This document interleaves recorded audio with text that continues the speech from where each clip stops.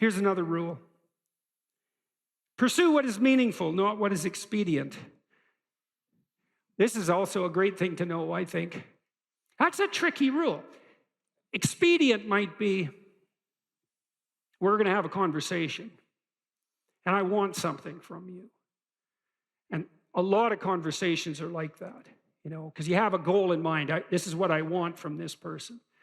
And so then you craft your conversation to get what you want, right? You subordinate your words to the ethic of your desire.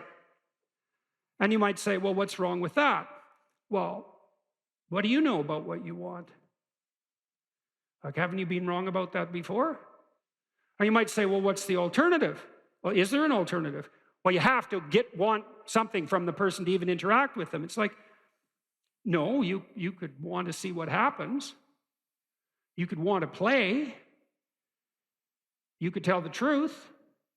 That's an interesting thing to do, because you don't know what's going to happen if you tell the truth, that's for sure. You could let go of what you want and just say what you think. And you could presume, and this is an act of faith too, that the truth does set you free, and that the truth that's spoken properly makes out of possibility the order that is habitable and good. And then you could just tell the truth, and you could see what happens, and that would be an adventure. And that's better than expediency, partly because maybe you're wrong about what you want. And you know that because you're kind of narrow and maybe narrowly self-serving from time to time, and your purview of the world isn't as wide as it could be, and you're a bit bitter, so you tend to be that narrowly selfish because of that. And so you want something from a conversation, and you bend and twist it to get it. It's like, fine, but maybe you'll get something you don't want. Or worse, you'll get something that's positively bad for you. That happens a lot. And so part of the reason there's a deep moral injunction to tell the truth in a religious sense is because there's a hypothesis behind that, which is there isn't anything better that can happen to you than what will happen to you if you tell the truth. Now, that might be hidden from you because sometimes if you tell the truth, and I don't mean to blurt everything out carelessly, like this is a sophisticated thing to do. It's not careless. It doesn't mean just say any old thing that pops into your head. You have to be judicious with the truth. But the notion would be, if something emerges as a consequence of engaging truthfully, and it doesn't seem to be going your way, wait. There's more to the story to unfold, because how do you know if it goes your way or not? Over what time span are you calculating this? Because sometimes things can go pretty badly initially and then much better as they progress. And lots of times the truth has that effect, because you reveal something that's maybe disturbing or shocking even to yourself and to others, and it causes waves, especially if it's a deep truth, and that destabilizes everything. It's like, yeah, but maybe that's preferable to a false peace. You can't find out if it's true without doing it. You're not going to gather the evidence beforehand. So that's the true side of it. Meaning, pursue what's meaningful instead of what's expedient. It's another hint, like the spirit of play, about the pathway. The yin and yang symbol, the famous symbol, it's two serpents, one black, one white, head to tail. Inside the black serpent, there's a white dot, and inside the white serpent, there's a black dot. And the representation is something like the world of your experience is made up of chaos and order. And order is where you are when things are going according to what you want. And chaos is everything that can come in and disrupt that.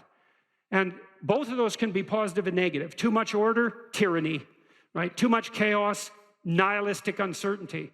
Optimized balance. So let's think about what the optimized balance would mean. You have a structure of perception and conception that you inhabit. It's orderly, reasonably orderly. Orderly enough so that when you inhabit it, most of the time things are going the way you want them to go. But things change and shift, and you don't know everything you should know. So you can't just stay where you are with a good thing. You have to expand. And as you expand, you move out of the domain of order into the domain of chaos, or out of the domain of actuality into the domain of possibility. And then you might think, well, how do you know when you're doing that optimally? Well, one marker, as I said before, maybe that you do it in a spirit of play. But another is, and this is so much worth knowing, things get meaningful. You know, people ask, does life have any meaning? It's like, why is anything worth doing if in 4 billion years the sun is going to envelop the earth? And the answer to that question is, that's a stupid question. And I can prove that in some sense. It's like, you're a mother and your baby's crying, and so you're going over there to do something about it. And someone comes along and says, why do you care if that baby's crying? You know, in 4 billion years, the sun is going to envelop the earth. And what's the right response to that? It's like, it's something like, go away. Are you out of your mind?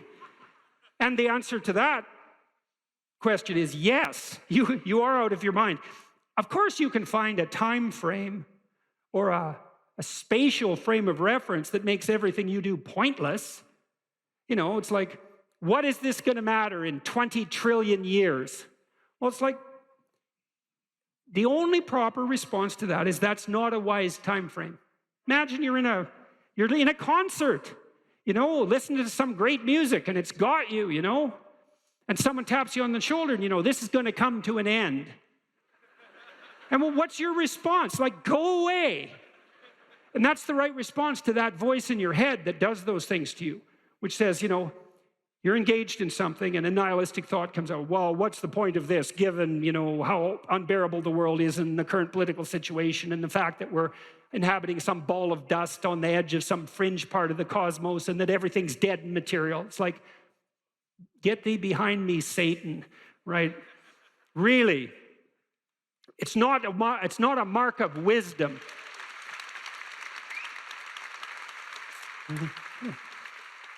It's not a mark of wisdom to let nihilistic, demonic voices steal your joie de vivre.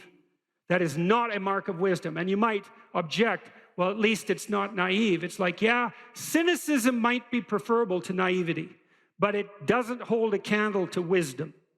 And that's worth knowing too. Because once you've been hurt and you're cynical, there's no going back to naive.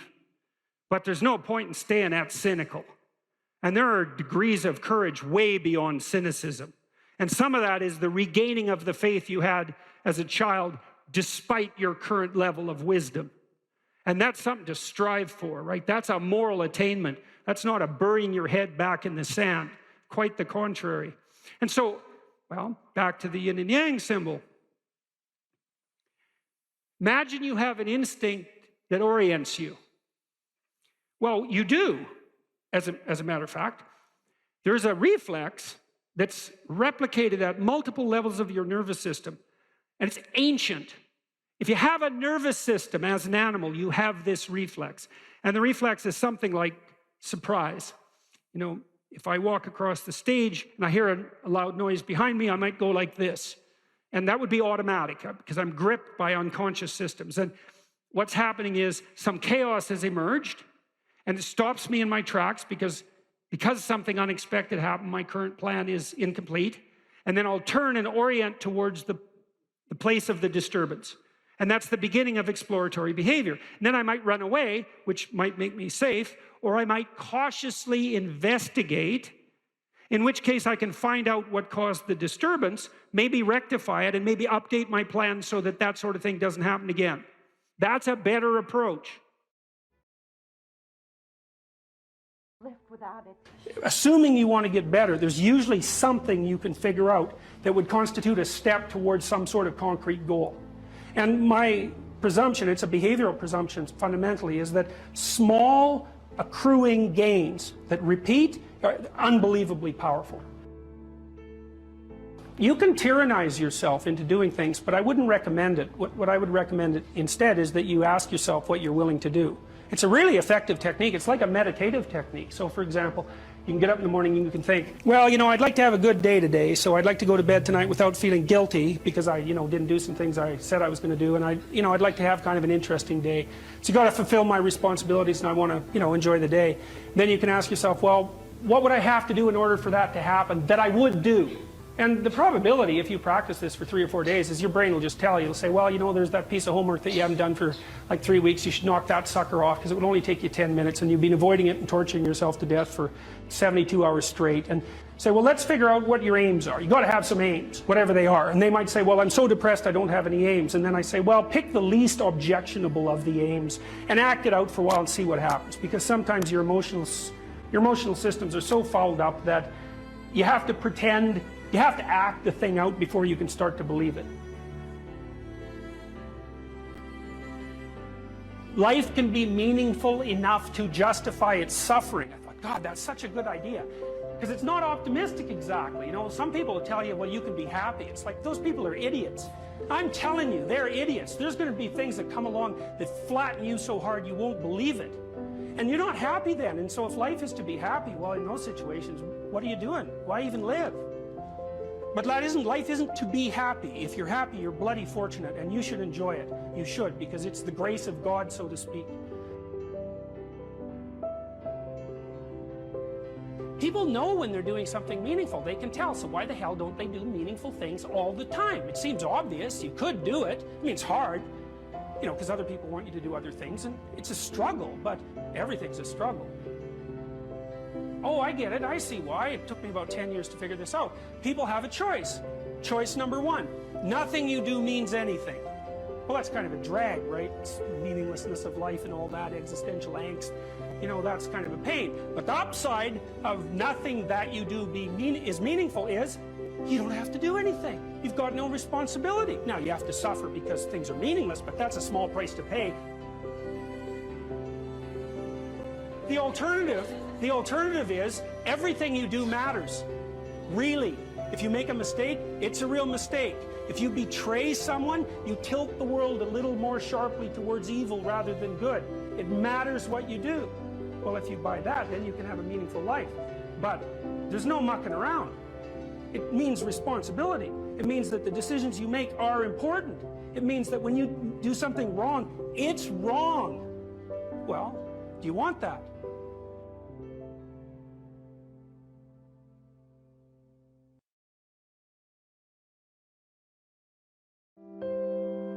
For the first time in my life, really, I believe this to be the case, conservatives really have something to sell to young people. And they can sell the meaning of responsibility. Because young people are bereft of meaning. And most people find meaning in responsibility. And when the right talks about responsibility, they kind of do it in that finger-wagging way that makes conservatives unpopular among young people. You should be responsible. It's like, yeah, you should. Why?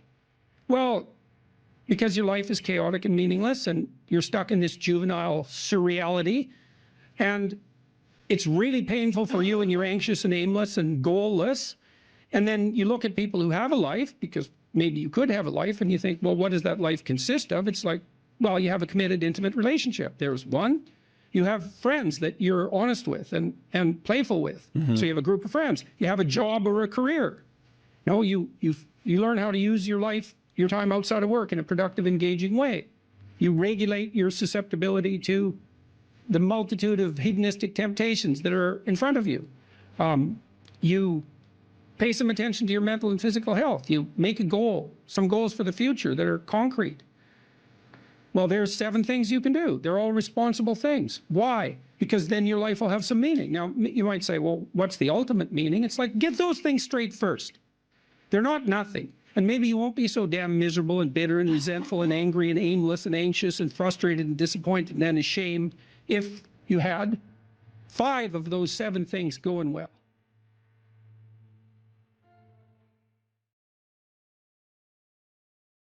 One of the things Solzhenitsyn said about hedonism, he said, the doctrine that life is for happiness is invalidated by the first sound of the jackboots kicking in your door.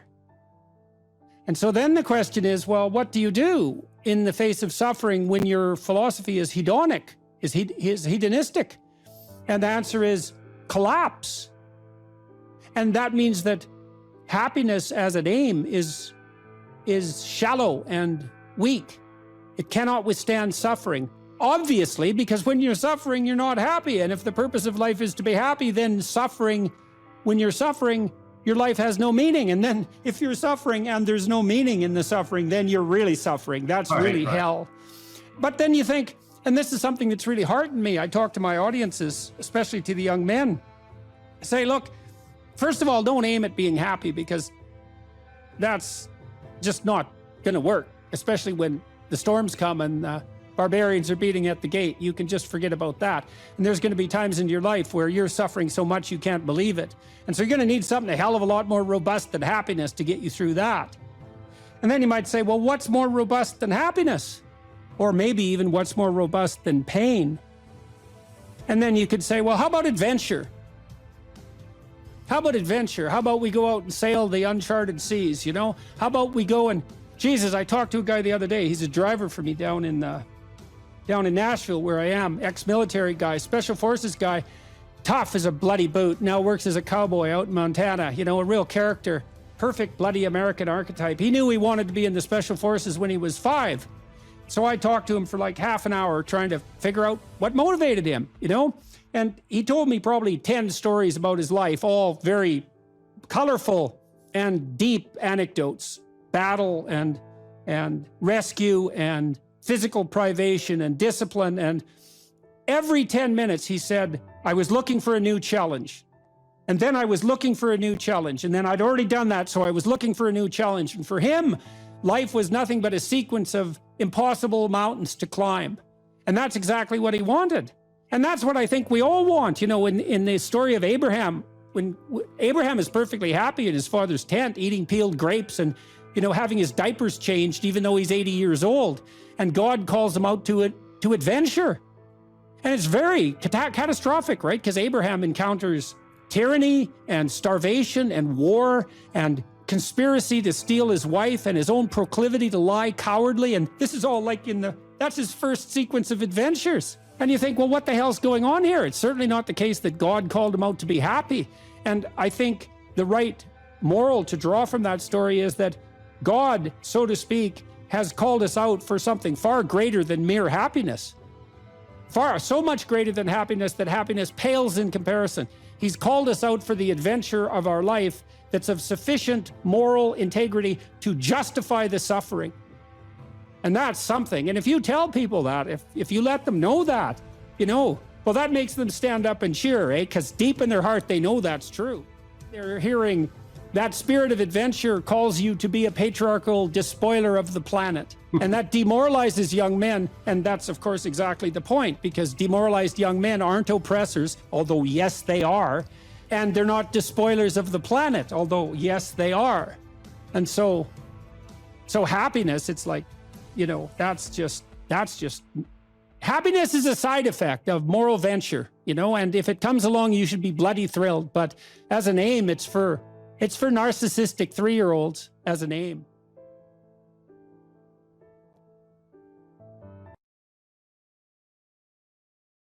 Most people have problems in living. They don't have psychological problems. Very frequently, what I'm doing as a therapist is helping people have a life that would work. You know, and you can parameterize that. It's like, what do you need? How about some friends? That people kind of like that. How about an intimate relationship with someone that you can trust, that maybe has a future? That'd be good. How about a career that puts you in a dominance hierarchy somewhere, so at least you've got some possibility of rising, some possibility of stabilizing yourself, and a schedule and a routine, because no one can live without a routine. You just forget that. If you guys don't have a routine, I would recommend, like, you get one going, because you cannot be mentally healthy without a routine. You need to pick a time to get up, whatever time you want, but pick one and stick to it, because otherwise you dysregulate your circadian rhythms and they regulate your mood. A schedule, that's a good thing, man. Your brain will thank you for it. It will stabilize your nervous system. With a bit of a plan, that's a good thing. Strategizing. Make a career plan. Figure out how to negotiate, because that's bloody important. Figure out how to say what you need. Figure out how to tell the truth to people. Figure out how to listen to your partner in particular, because if you listen to them, they will actually tell you what they want, and sometimes you can give it to them and maybe they'll return the favor, and if you practice that for like 15 years, well, then maybe you're constantly giving each other what you want. Well, hooray, that would be good. Final rule. It's called pet a cat when you encounter one on the street. And it's the most personal chapter in the book. It's a lot about my daughter. And my daughter was very ill when she was a kid, but particularly when she was a teenager. She had a very terrible time of it. She had juvenile rheumatoid arthritis, and when she was between the ages of 14 and 16, it first destroyed her hip, which had to be replaced, and then it destroyed the ankle on her other leg, which had to be replaced. And she walked around for 2 years on broken legs, and she was taking massive doses of opiates and could hardly stay awake, and she had this advanced autoimmune disease, which produced all sorts of other symptoms that were just as bad as the joint degeneration, but which are harder to describe. And so it was just bloody brutal. You know, and as a test of your faith, there's almost nothing that's more direct than a serious illness inflicted upon an innocent child, right? And so the chapter's a meditation on that, and also on, well, what to do in a situation like that, because everyone is going to have a situation like that in some sense, you know, because you'll be faced with illness in the people that you love and in crisis. And so it's a practical guide to coping with those sorts of things. Like, and one of the things you do when you're overwhelmed by crisis is you shorten your time frame. You know, it's like you can't think about next month. Maybe you can't even bloody well think about next week, or maybe not even tomorrow. You know, because now is just so overwhelming that that's all there is. It's like, and that's what you do. You cut your time frame back until you can cope with it. And if it's not the next week that you see how to get through, then it's the next day. And if it's not the next day, then it's the next hour. And if it's not the next hour, then it's the next minute. If you don't know who you should be, pick something. Pick something. Pick something that would be an accomplishment. Even do it somewhat arbitrarily, because you know, maybe you have too many choices, you don't know what you're interested in. Start somewhere, aim at something, do it. Maybe it's a 6-month certificate at something. Maybe it's an online course. Whatever. Pick something. Work hard at it. See what happens. What'll happen is, well, you'll get more disciplined as a consequence of the work, and so that'll make you a somewhat different person. But also, as you work on it, you'll figure out in more detail why it's for you or why it's not. And then when you make the next decision, you'll be more informed. That's how a self-correcting cybernetic system works, essentially.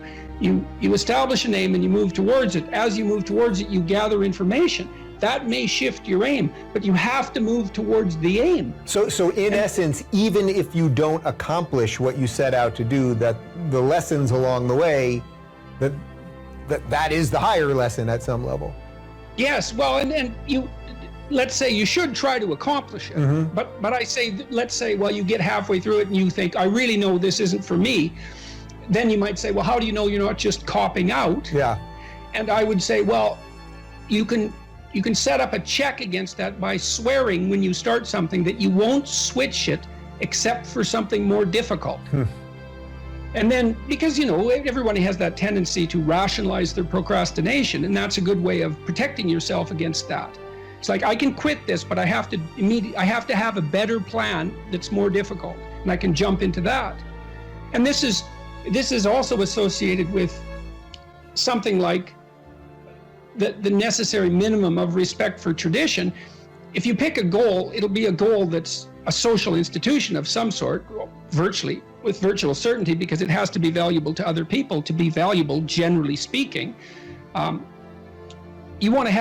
You don't want to be so cynical that you stop yourself from pursuing anything because nothing's worthwhile. That's not helpful. And everyone knows that. And you might say, well, I can't get out of that cynicism. And I would say, well, jumping out of the cynicism may be very difficult. Try just doing something local. Just pick something. You know, if you don't have a relationship, make a dating profile. You don't even have to put it online. But at least you have the profile. You're taking a step in that direction. There's so little emphasis in our popular culture, especially especially with regards to the so-called mainstream media, on discipline and responsibility, that there's a tremendous hunger for anything that pertains to that. And you have a right to be discussing that, I would say, because of your background, which, if nothing else, required a tremendous amount of discipline. Yeah, and I ended up writing a book called Discipline Equals Freedom. And I'm lucky that I wrote it when I did, because if I would have written it 2 years later, everyone would have said, oh, everyone's talking about discipline now.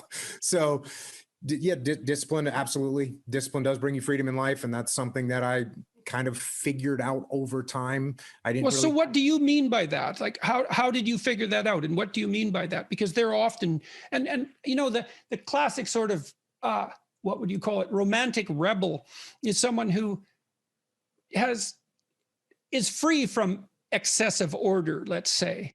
They see freedom and discipline as antithetical, rather than seeing one as a precondition for the other. And so how did you learn that discipline was a precondition for freedom? If I've got the equation, how did that manifest itself in your own life? So we'll start off by saying this. And look, I was a young kid. I joined the Navy to go in the SEAL teams. I went through SEAL training. I showed up at a SEAL team 1. And when I got there, and as I look back, this is a very powerful thing, even though it's very simple. So I'm 19 years old when I show up at SEAL Team 1. I'm done with the basic SEAL training.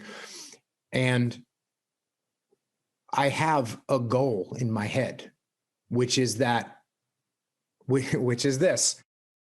I want to be a good SEAL. Mm-hmm. That's what I want to do. That's like, I don't know about anything else. This is what I want to do.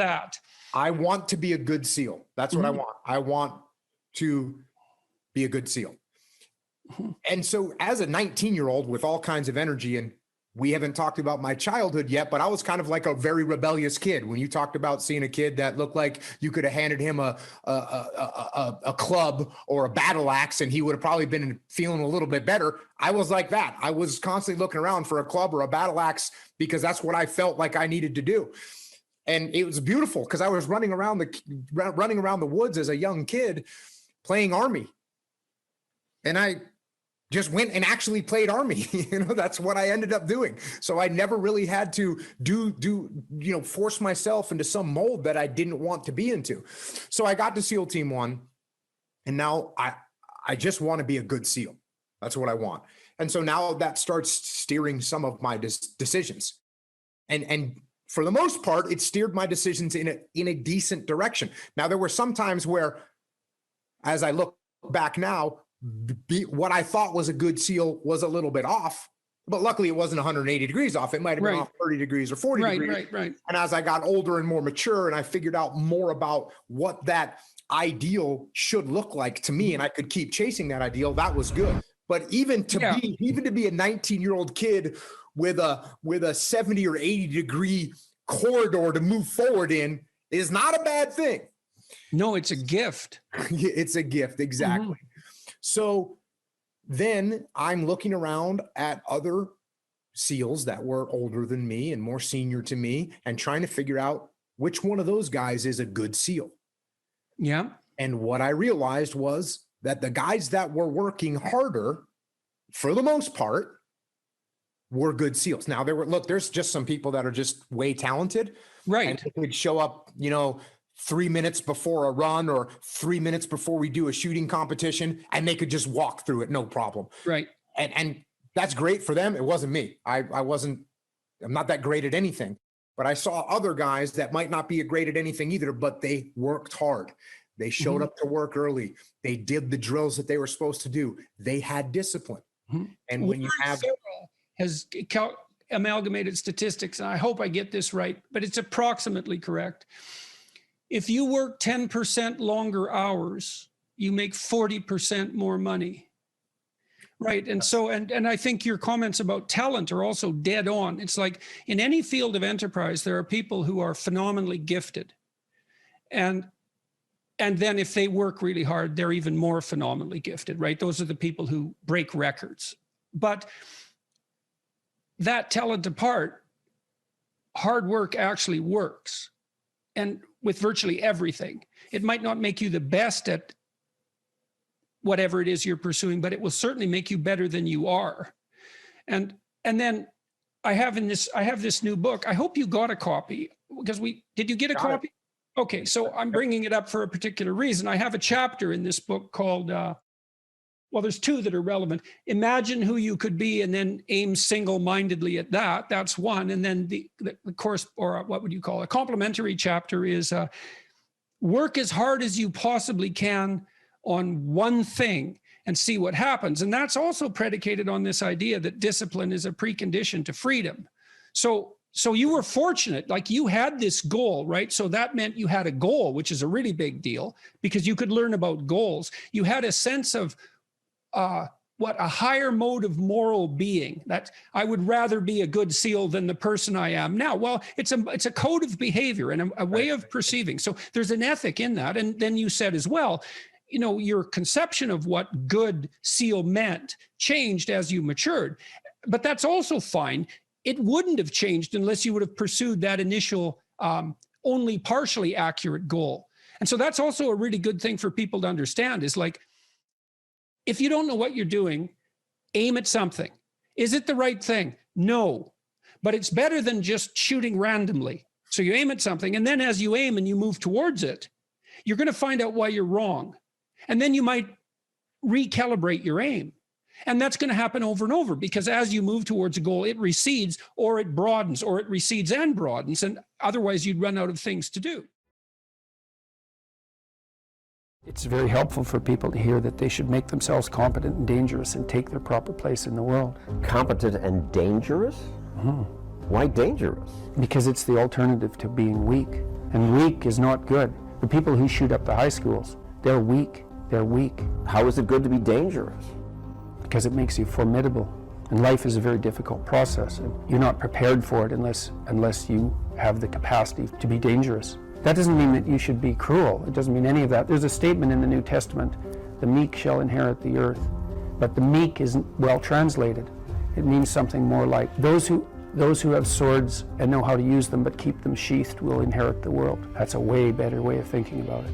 You have to be powerful and formidable and then peaceful, in that order. And that's not the same as being naive and weak and harmless, which is what young men are being encouraged to be. It's like, that's a very bad idea. It's a very bad idea. Because naive, weak, and harmless means that you can't withstand the tragedies of life. You can't bear any responsibility. You'll end up bitter. And when you get bitter, then you get dangerous. But one thing I'm not getting, there's a big difference between letting people do something for themselves and saying men should be dangerous.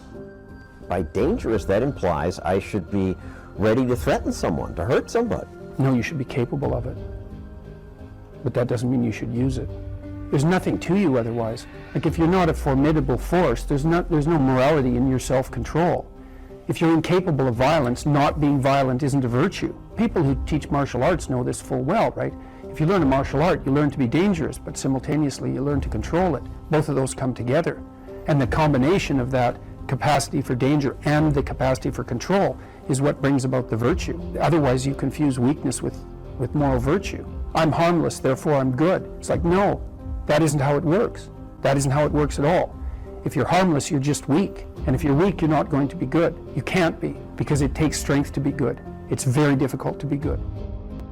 People are afraid of the truth because often if you reveal it, it causes conflict in the moment. Telling the truth is definitely an adventure. Seeking for sure, but also telling. Another way of going about it is to just say what you think and see what happens. That's an adventure, because you don't know what the outcome is going to be. So look, there's this old idea that it's necessary to have faith in the truth. And so here's a way of thinking about that. Someone asks you a question and you might think, well, here's the outcome I want, and so here's how I'm going to answer that question. So that's one way of approaching it. But another way of approaching it is, you ask me a question, I'm going to think about the answer, and I'm just going to tell you what I think. And it doesn't matter what the outcome is, because I'm willing to see what the outcome will be, predicated on the idea that there isn't a better outcome than the one that truth produces. Even if it's harsh and terrible in the short term, and sometimes it is, it's like there isn't a better way of doing it. Now, you might say, well, how do you know that? And the answer is, well, I don't know that. That's why it's an article of faith, because I believe and I believe this deeply, the being that you produce as a consequence of telling the truth is good, by definition, even though it's harsh and often uncomfortable, because you get in trouble. One of the things that I've really learned recently, or learned to articulate better, is that there's a very tight relationship between aspiration and responsibility. The first question might be, do you need to aspire to something? And the answer is, well, yes, because you have to do something. You can't, if you just sit there, you'll die. You can't just sit there. You have to go act out in the world. Okay, so act towards what? Well, that's whatever your aspiration is. You have to have an aim. Okay, well, what should the aim be? Well, it should be something worth doing, let's say. Why do something that you don't feel is worth doing? What do you think's worth doing? Well, if you watch other people and you judge when they're doing something worthwhile, you usually judge them positively if you see that they're taking responsibility, at least for themselves. But do you want to be completely useless so other people have to take care of you? That's pretty pathetic. And maybe you could get your act together so you're taking care of yourself and your family. And maybe you could even do better than that and take care of yourself and your family and your community. Well, good for you. That's responsibility, and that's an aim. Well, here's one of the things that's cool about that, is that your life doesn't have meaning without aspiration or an aim. Okay, so you need a hierarchy of values. There's got to be something at the top. It's got to be something important. If you don't have that, your life doesn't have any meaning. So if you criticize the hierarchy, or even the idea of hierarchy, you destroy the idea of aspiration, and then people have nothing. Well, that's not helpful. People are built for a struggle and they're built for a weight, and you want to take on a heavy burden voluntarily. See if you can put yourself together. See what you can do out in the world while you're waiting to die. It's an all-in game. It better be worthwhile. You need a family, you need friends. Like, you don't need to have all these things, but you better have most of them. Family, friends, career, educational goals, plans for, time outside of work, attention to your mental and physical health, etc. That's what life is about. And if you don't have any of those things, well, then all you've got left is misery and suffering. So that's a bad deal for you. So, number one, specify your damn goals, because how are you going to hit something if you don't know what it is? That isn't going to happen. And often people won't specify their goals too, because they don't like to specify conditions for failure. So if you keep yourself all vague and foggy, which is real easy, because that's just a matter of not doing as well, then you don't know when you fail. And people might say, well, I really don't want to know when I fail because that's painful, so I'll keep myself blind about when I fail. That's fine, except you'll fail all the time then. You just won't know it until you've failed so badly that you're done. And that can easily happen by the time you're 40. You would like to be productive and have a good life, and that's how you make the schedule. It's like, and then you look at the day and you think, well, if I had that day, that'd be good. Great, and you're useless and horrible, so you'll probably only hit it with about 70% accuracy, but that beats the hell out of 0, right? And if you hit it even with 50% accuracy, another rule is, well, aim for 51% the next week, or 50.5% for God's sake, because you're going to hit that position where things start to loop back positively and spiral you upward. So that's one way that you can work on your conscientiousness, is to plan a life you'd like to have. And you do that partly by referring to social norms. That's more or less rescuing your father from the belly of the whale. But the other way you do that is by having a little conversation with yourself about, as if you don't really know who you are, because you know what you're like. You won't do what you're told. You won't do what you tell yourself to do. You must have noticed that. It's like you're a bad employee and a worse boss, and both of those work for you. You don't know what you want to do, and then when you tell yourself what to do, you don't do it anyways. But, my point is that you have to understand that you're not your own servant, so to speak. You're someone that you have to negotiate with. And you're someone that you want to present the opportunity of having a good life to. And that's hard for people, because they don't like themselves very much. They're always like cracking the whip and then procrastinating, and cracking the whip and then procrastinating. And it's like, God, it's so boring and such a pathetic way of spending your time. And you know what that's like, because you probably waste like 6 hours a day. What you do now is going to multiply its effects in the future. And you need to know what your damn time is worth. One of the things you should be asking yourself is, when you spend an hour, was that, well, what if I paid someone $50 to have had that hour? And if the answer is no, it's like, well, maybe you should do something else with your time. And it depends on whether or not you think that your time's worthwhile. But the funny thing about not assuming that is, if you assume your time isn't worthwhile, what happens is you don't just sit around sort of randomly in a state of responsibilityless bliss. what you do is you suffer existentially. Someone who is incapable of cruelty is a higher moral being than someone who is capable of cruelty. And I would say, and this follows Jung as well, that that's incorrect, and it's dangerously incorrect, because if you are not capable of cruelty, you are absolutely a victim to anyone who is. And so part of the reason that people go watch anti-heroes and villains is because there's a part of them crying out for the incorporation of the monster within them, which is what gives them strength of character and self-respect, because it's impossible to respect yourself until you grow teeth. And if you grow teeth, then you realize that you're somewhat dangerous, or maybe somewhat seriously dangerous, and then you might be more willing to demand that you treat yourself with respect and other people do the same thing. And so that doesn't mean that being cruel is better than not being cruel. What it means is that being able to be cruel and then not being cruel is better than not being able to be cruel. Because in the first case, you're nothing but weak and naive. And in the second case, you're dangerous, but you have it under control. And you know, a lot of martial arts concentrate on exactly that as part of their philosophy of training. It's like, we're not training you to fight. We're training you to be peaceful and awake and avoid fights. But if you happen to have to get in one, and I guess the philosophy also is that if you're competent at fighting, that actually decreases the probability that you're going to have to fight, because when someone pushes you, you'll be able to respond with confidence, and with any luck, and this is certainly the case with bullies, with any luck, a reasonable show of confidence, which is very much equivalent to a show of dominance, is going to be enough to make the bully back off. And so the strength that you develop in your monstrousness is actually the best guarantee of peace. And that's partly why Jung believed that it was necessary for people to integrate their shadow. And he said that was a terrible thing for people to attempt, because the human shadow, which is all those things about yourself that you don't want to realize, reaches all the way to hell. And what he meant by that was, it's through an analysis of your own shadow that you can come to understand why other people are capable, and you as well, of the sorts of terrible atrocities that characterized, let's say, the 20th century. And without that understanding, there's no possibility of bringing it under control.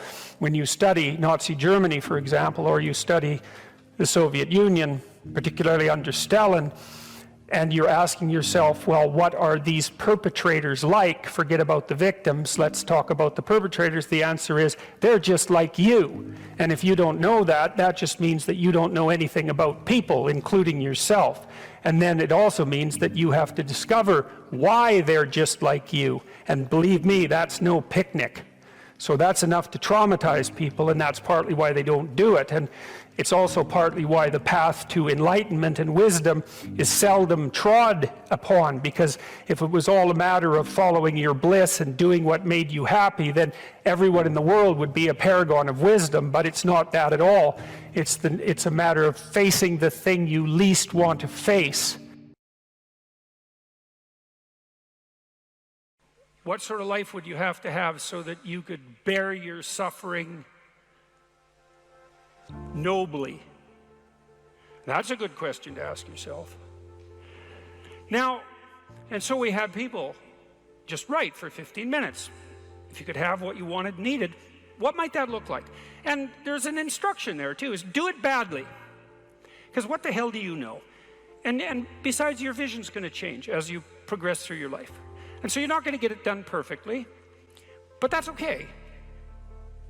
Get it down. Get a rough first draft down, right? A rough approximation of who you could be if you got your act together. And not who other people think you should be, you know? Although that might enter into it, because you don't want to be completely...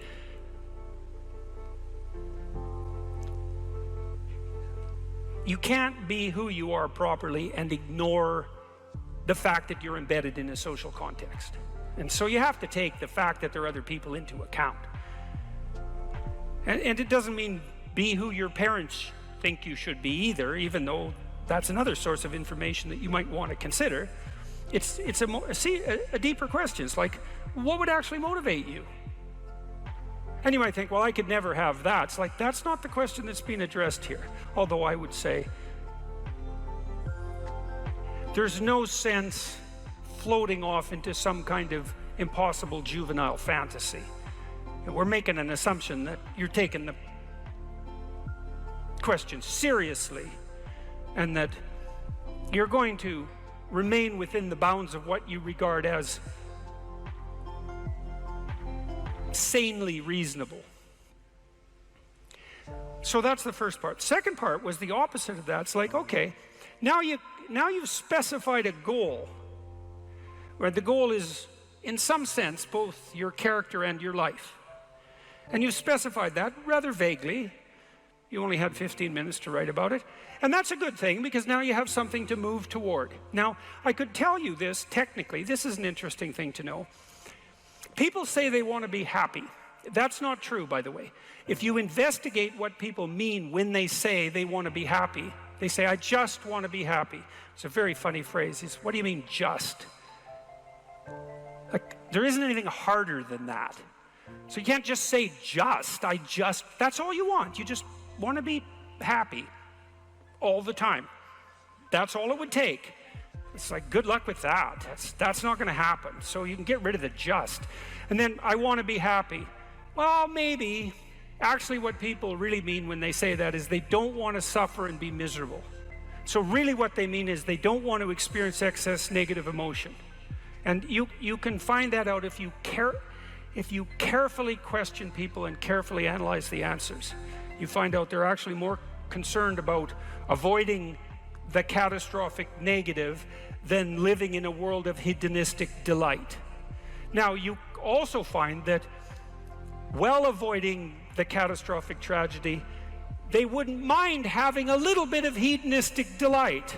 And so some happiness is interleaved in there.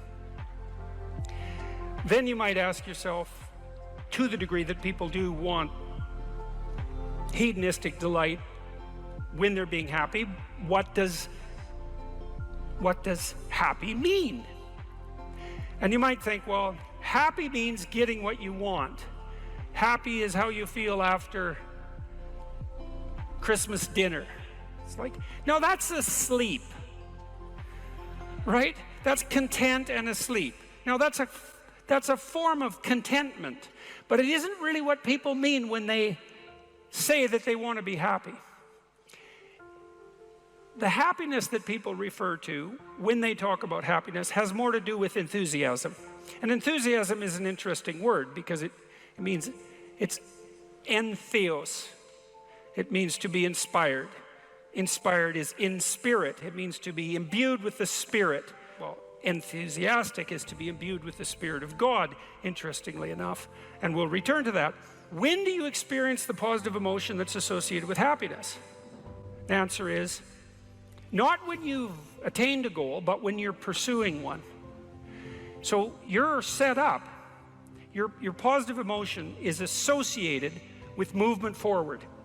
You could say that your positive emotion is the psychological equivalent of forward movement, just as your negative emotion is the psychological equivalent of freezing or retreating. And so your emotions are very tightly tied to your action. Freeze, retreat, negative. Advance towards a goal, positive. No goal, no positive emotion. Now, if you don't remember anything else from tonight, that's a good thing to remember. No goal, no positive emotion. A corollary of that as well is no goal, confusion. So no goal not only means no positive emotion, it also means confusion, and confusion means anxiety and dread. And so a life without a goal is confusing and hopeless. And that begs the question, what should the goal be? And that's partly what we're trying to establish. You wrote for 15 minutes, you try to develop a vision for your life. Now you have something to move toward. That sets up the precondition for potential positive emotion and happiness. What else do you need to motivate you? Well, how about negative emotion? So what do you do with that? Well, negative emotion can stop you. You might think, well, I'd like to get a better job, but I'm afraid of putting myself out in the job market. I'm afraid of being evaluated. I'm afraid that if I tried something more difficult, I might fail. Then you have your negative emotion opposing you, right? It's anxiety is stopping you. And fair enough, because there are things to be anxious about. But what if you could get your negative emotion behind you, pushing you instead of stopping you? Sometimes in my clinical practice, I would have clients who hated their job. They're laboring under the thumb of a tyrant. And maybe that was partly because they'd turned themselves into slaves, but it didn't matter. They were laboring under the thumb of a tyrant. They needed to make a move, laterally or up. They needed to make a move. And they were often afraid to, and they had their reasons. They didn't want to contemplate their resumes. They didn't want to open up their CVs. They didn't want to face the inadequacies of their past. They were afraid of being evaluated. They were afraid of being rejected. They didn't know how to negotiate. They didn't know how to conduct themselves in an interview. They're afraid of losing the security they'd already built up. They had their fears, and they were real, and those fears stopped them. But they'd come to me and say, oh my God, you know, I'm so miserable. My life is so miserable. And we'd take that apart. And one of the reasons was because they were laboring under the thumb of a tyrant. And then we'd talk that through, and they'd say, well, I'm afraid to make a change. And I'd say, well, that's okay. That's understandable. How afraid are you of not making a change? Let's make a little vision of that. You're 35, you hate your job. What's the consequence? You're not motivated, you don't want to get out of bed in the morning, you're starting to get depressed, you're getting bitter, you're getting resentful, you're getting cynical, you're amotivated at work, you're not doing a very good job, and you're starting to shrink. Now play that out for 10 years. You don't change it, you don't fix it. And what happens? Well, it's not like it's going to get better of its own accord. What's going to happen to you? Well, for sure, at minimum, what's going to happen to you is you're going to be in the same situation, but 10 years older. And if you can't get out of that situation now, what the hell makes you think you're going to get out of it in 10 years? You're 10 years older, you're 10 years more bitter, you're 10 years more cynical. Maybe by that time your marriage has collapsed because who the hell wants to live with you? You're even more of a slave than you were because you've labored another 10 years under the thumb of the tyrant and stepped backwards every time you were asked to, so you got smaller and smaller as the tyrant got bigger and bigger. It's like, think about that, and that means imagine it. Imagine that, okay? Now that's the situation. You're stuck where you are, but it's 10 years from now. And when I say think of that, I mean imagine that. It's like really play it out. It's like, you know how miserable you are now? You're afraid of making the necessary changes, but you know how miserable you are now. Just imagine how miserable you could be in 10 years. And in all likelihood, what you'll find is that you're way more afraid of that than you are of whatever's stopping you in the present. It's really useful to know what your own particular brand of hell might be. And so one of the things we do in this writing exercise is have people do the reverse. Like, okay, so imagine now, 5 years from now, you've let whatever temptations you're particularly susceptible to have the upper hand. And they've augured you into the ground. You know, one person's an alcoholic, another person's a criminal, another person's living on the street, someone else is like skirting the edges of prostitution, somebody else is narcissistic and bitter, somebody else is depressed and anxious. You know where you would fall off the edge of the earth if you fell off in whatever direction you're prone to fall off. Everyone knows that, but we avoid that. You know, that's rule 3. Do not hide things in the fog. Is that the rule? Do not hide unwanted things in the fog. Yeah, well, we often won't allow ourselves to imagine the catastrophe that we're pursuing, let's say through inaction. That's a good thing to fix. So now you say, well, you think for 15 minutes, that's not very long, about who you could be and what you could have if you could have what you wanted, if you were who you could be. And then you think about what sort of hell you could produce for yourself if you didn't do that. And that's not a bad polarity. It's like, I'm going to get away from that and I'm going to move towards that. And then you have your negative emotion working for you and your positive emotion working for you. And that's a good gradient, and that's a great gradient emotionally, because as I said, you don't experience positive emotion except in relationship to a goal. And if you got a nice gradient on your goal pursuit, then that's going to increase the degree to which you feel positive emotion. And positive emotion, by the way, isn't just about being happy. That's the most trivial part of it in some sense. Positive emotion allows you to focus. It's the soul of concentration. It's the essence of enthusiastic motivation. When you say, I really want to do that, that statement is predicated on the existence of positive emotion. It's the fact that the goal beckons to you that makes you say, I want to do that. And you know how much easier it is to do something you want to do than to do something you don't want to do. And that ease is actually a consequence of the activation of the system that governs positive emotion.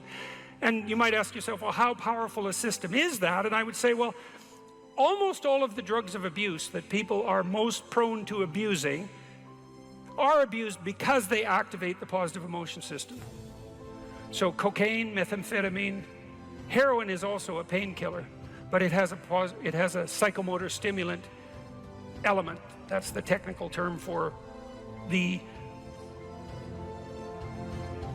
pharmacological effect of pharmacological agents on the positive emotion system. Psychomotor stimulation, psychomotor because it's associated with movement forward. And cocaine is such a powerful drug because it makes you feel like you're doing something worthwhile. That's the system it hyperactivates. And so it's a primary system of motivation. It's as old as forward movement itself. It's a cardinal source of meaning. And it only manifests itself in relationship to a goal.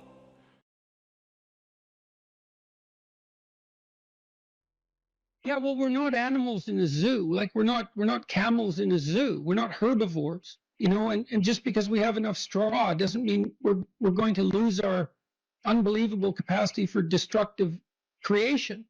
And we don't know how to harness that, you know. And I've been trying, I suppose, in some sense, to meet that desire for a call to adventure with what I'm writing and with my lectures, and to use responsibility in this moral domain as a battle that's of sufficient intensity to engage young people, in particular property. It's like, get yourself together, see how difficult that is, see what you can do, put yourself together, stop doing the things you know to be wrong, and see what happens.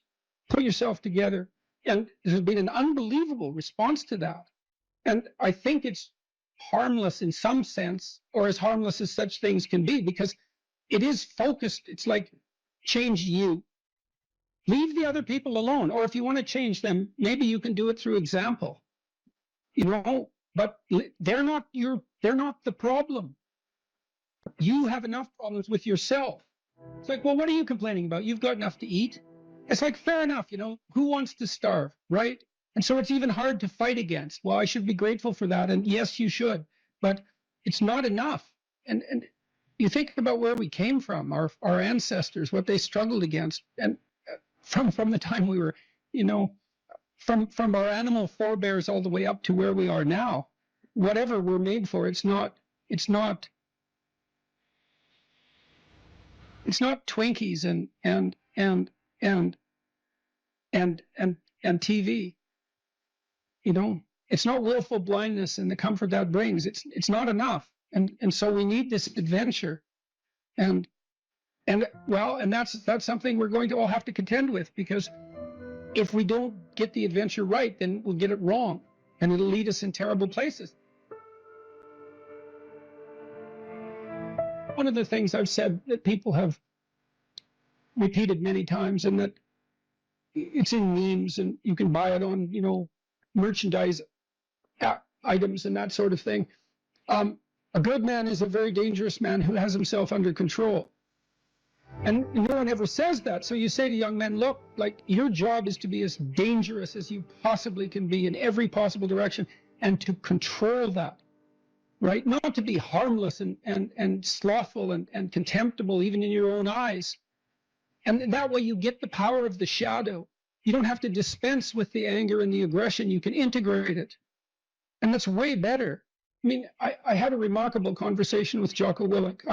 I felt that it was remarkable. It was very engrossing. And Willink, he's unlike me in many ways. I mean, he's a physical specimen of sort of unparalleled proportions to begin with. He's about 2 feet thick, you know, and he's this military guy, highly disciplined and also extraordinarily morally integrated.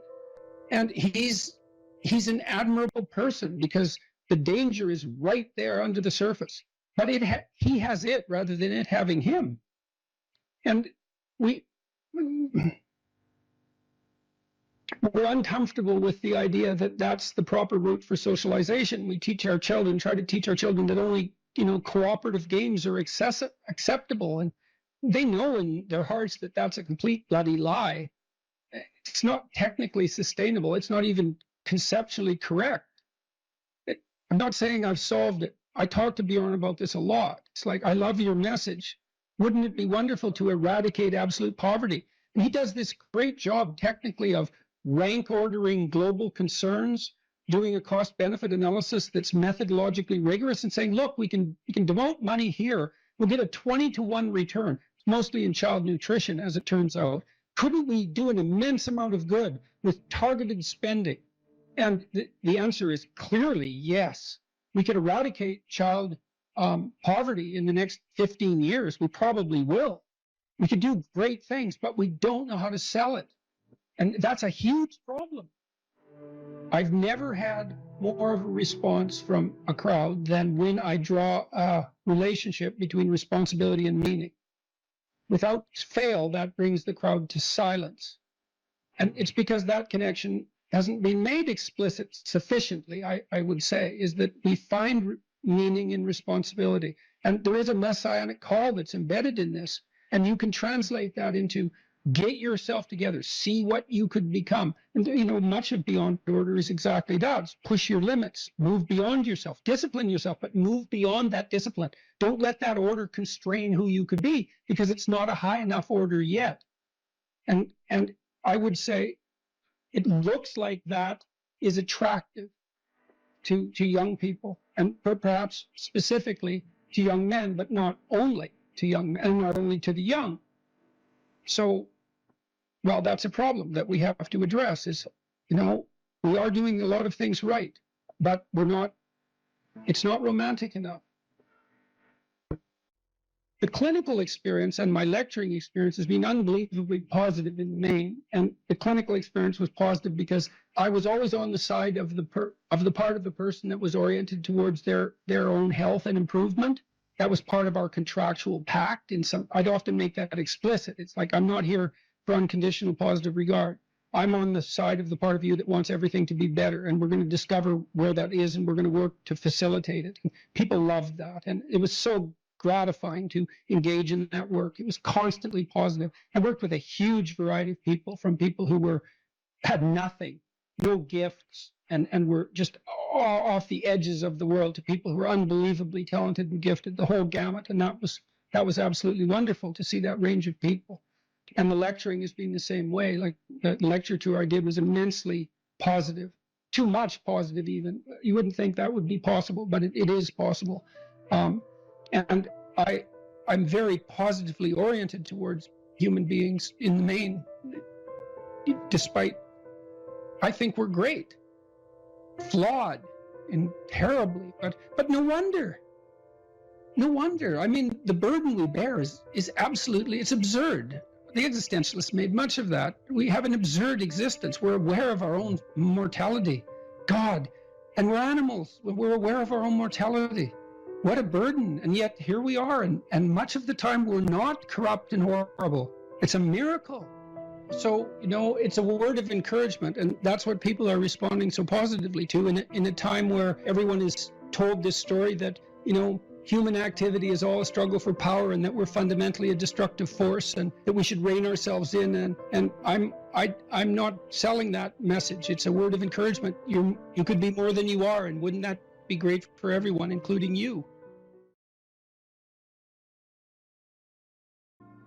What has been your experience with dealing with these men who have these nice guy tendencies, who can't stand up for themselves, who their moms raised them to be this type of anti-man?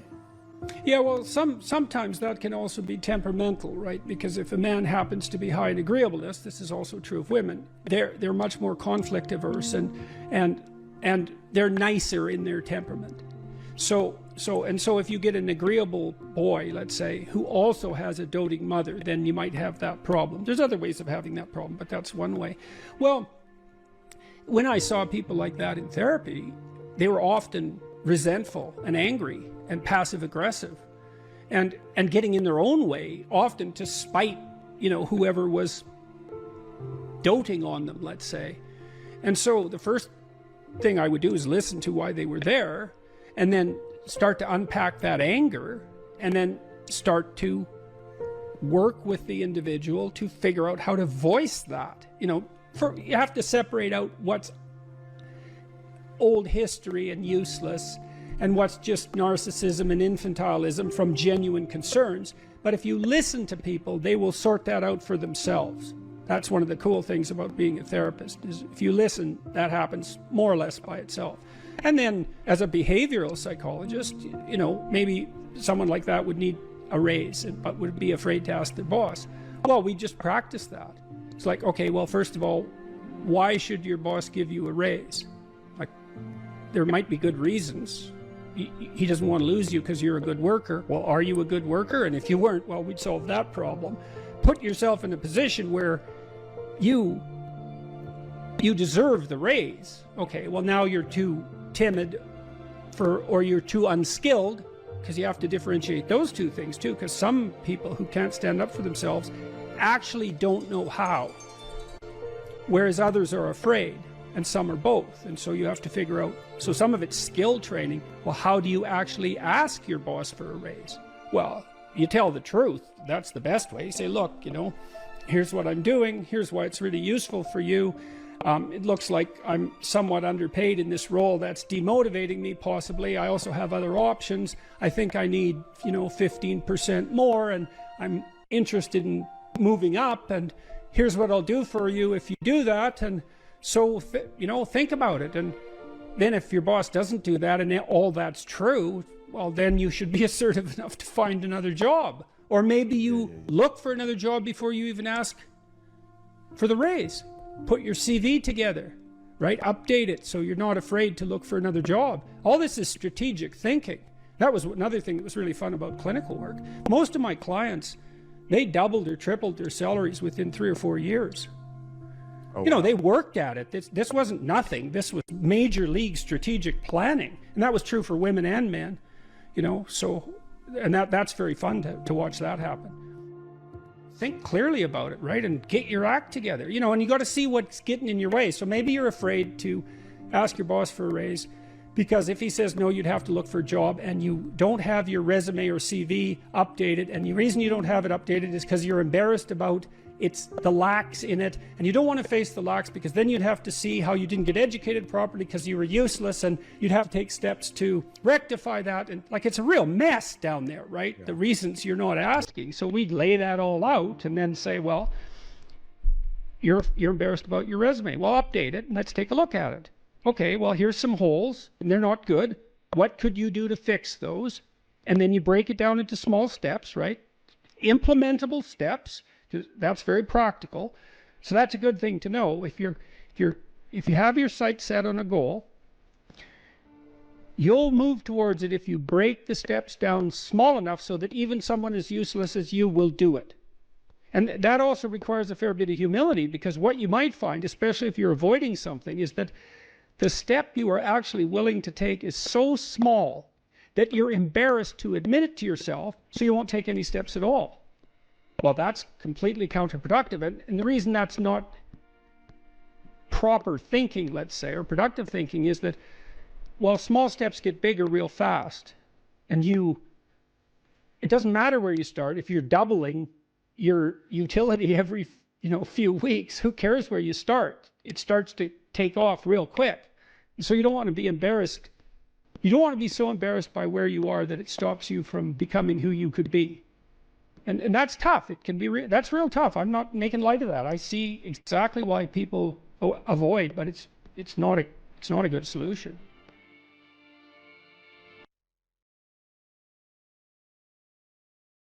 If you ask a disagreeable person what he wants, say, or she wants, they'll tell you right away. They know. It's like, this is what I want and this is how I'm going to get it. But agreeable people, especially if they're really agreeable, are so agreeable that they often don't even know what they want, because they're so accustomed to living for other people and to finding out what other people want and to trying to make them comfortable and so forth, that it's harder for them to find a sense of their own desires as they move through life. And that's not, look, there's situations where that's advantageous, but it's certainly not advantageous if you're going to try to forge yourself a career. That just doesn't work at all. And so even though on average men and women aren't that much different in terms of their levels of agreeableness by the group, if you go out and you look at the extremes, they're very different. So all of the most agreeable people are women, and all of the most disagreeable people are men. And the thing is, the extremes are often what matter rather than what's in the middle. And so one of the ways that's reflected in society, by the way, is there's way more men in prison. And the best personality predictor of being imprisoned is to be low in agreeableness. It makes you callous. Now you might think, well, what's the opposite of compassion and politeness? And the answer to that is, I think it's best sort of conceptualized as a trading game. So let's say that we're going to play repeated trading games. And if you're very agreeable, then you're going to bargain harder on my behalf than you're going to bargain on your own behalf. Whereas if you're very disagreeable, you're going to do the reverse. You're going to think, I'm in this trading game for me, and you're going to take care of your own interests. Where an agreeable person is going to say, no, at best, at worst, this has to be 50-50, but I'd like to help you every way I can. One of the things you have to be careful of if you're agreeable is not to be exploited, because you'll line up to be exploited. And I think the reason for that is because you're wired to be exploited by infants. And so that just doesn't work so well in that actual world. And one of the things that happens very often in psychotherapy, people come to psychotherapy for multiple reasons, but one of them is they often come because they're too agreeable. And so what they get is so-called assertiveness training, although it's not exactly assertiveness that's being trained. What it is the ability to learn how to negotiate on your own behalf. And one of the things I tell agreeable people, especially if they're conscientious, is say what you think. Tell the truth about what you think. There's going to be things you think that you think are nasty and harsh, and they probably are nasty and harsh, but they're also probably true. And you need to bring those up to the forefront and deliver the message. And it's not straightforward at all, because agreeable people do not like conflict. Not at all. They smooth the water. And you can see why that is in accordance with the hypothesis that I've been putting forward. You don't want conflict around infants. It's too damn dangerous. You don't want fights to break out. You don't want anything to disturb the relative peace. And if you're also more prone to being hurt physically and perhaps emotionally, you're also maybe loath to engage in the kind of high-intensity conflict that will solve problems in the short term, because it takes a lot of conflict to solve problems in the short term. And if that can spiral up to where it's dangerous, which it can if it gets uncontrolled, it might be safer in the short term to keep the waters smooth and to not delve into those situations where conflict emerges. The problem with that is it's not a very good medium to long-term strategy, right? Because lots of times there are things you have to talk about because they're not going to go away. And the advantage to having a well-socialized disagreeable person is that they really don't let much get in their way. So if you can get a kid who's disagreeable socialized, that person can be quite the creature, because they're very forward-moving in their nature and very difficult to stop. But if you don't get them successfully domesticated, tamed, roughly speaking, by the time they're 4, their peers reject them. And that's a big problem, because your job as a parent is to make your child socially desirable by the age of 4. Like you want to burn that into your brain, because people don't know that. That's your job. And here's why. It's easy if you think about it carefully. So you imagine you've got a 3-year-old child, so sort of halfway through that initial period of socialization, and you take that child out in public. Okay, what do you want for the child? Who cares about you? What do you want for the child? You want the child to be able to interact with other children and adults so that the children are welcoming and smile and want to play with him or her, and so the adults are happy to see the child and treat him or her properly. And if your child's a horrible little monster because you're afraid of disciplining them or you don't know how to do that properly, then what they're going to do is they're going to experience nothing but rejection from other children and false smiles from other parents and adults. And so then you're throwing the child out there into a world where every single face that they see is either hostile or lying. And that's not something that's going to be particularly conducive to the mental health or the well-being of your child. If your child can learn a couple simple rules of behavior, like don't interrupt adults when they're talking too much and pay attention and try not to hit the other kids over the head with the truck any more than is absolutely necessary, then, and share and play properly, then when they meet other kids, the kids are going to try out a few little play routines on them, and that's going to go well, and then they're going to go off and socialize each other for the rest of their lives. Because that's what happens, is that from 4 years old onwards, the primary socialization with children takes place among other children. And so if the kids don't get in on that early, they don't move into that developmental spiral upwards and they're left behind.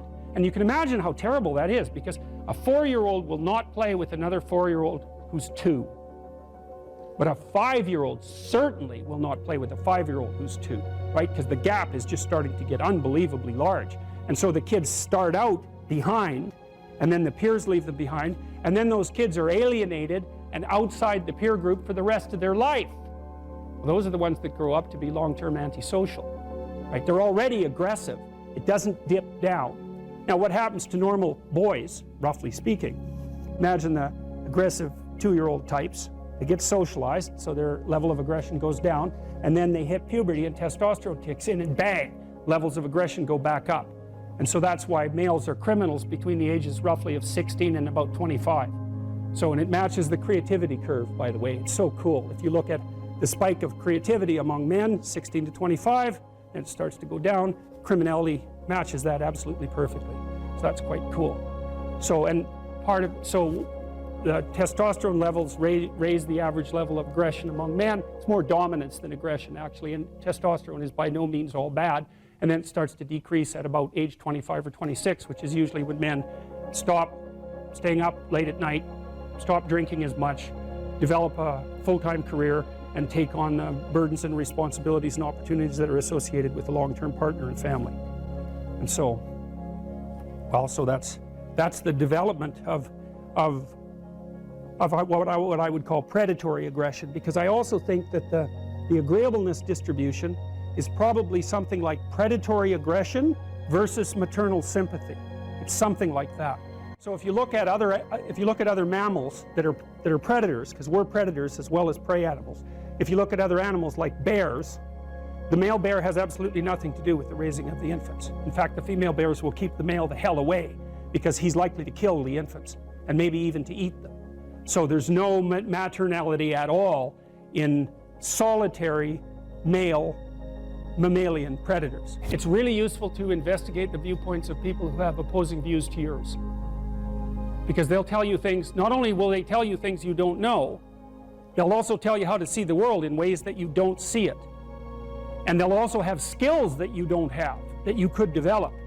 So for example, if you're an introverted person, it's very useful to watch an extroverted person, because the extroverted person has ways of being in the social world that aren't natural to you, that you can use to improve your toolkit. And if you're disagreeable, one of the best things to do with disagreeable people, especially if that's alienating them from other people, for example, because it can, people treat you like you're a selfish, arrogant son of a, maybe that's because you are. It's like, okay, so what do you do about that?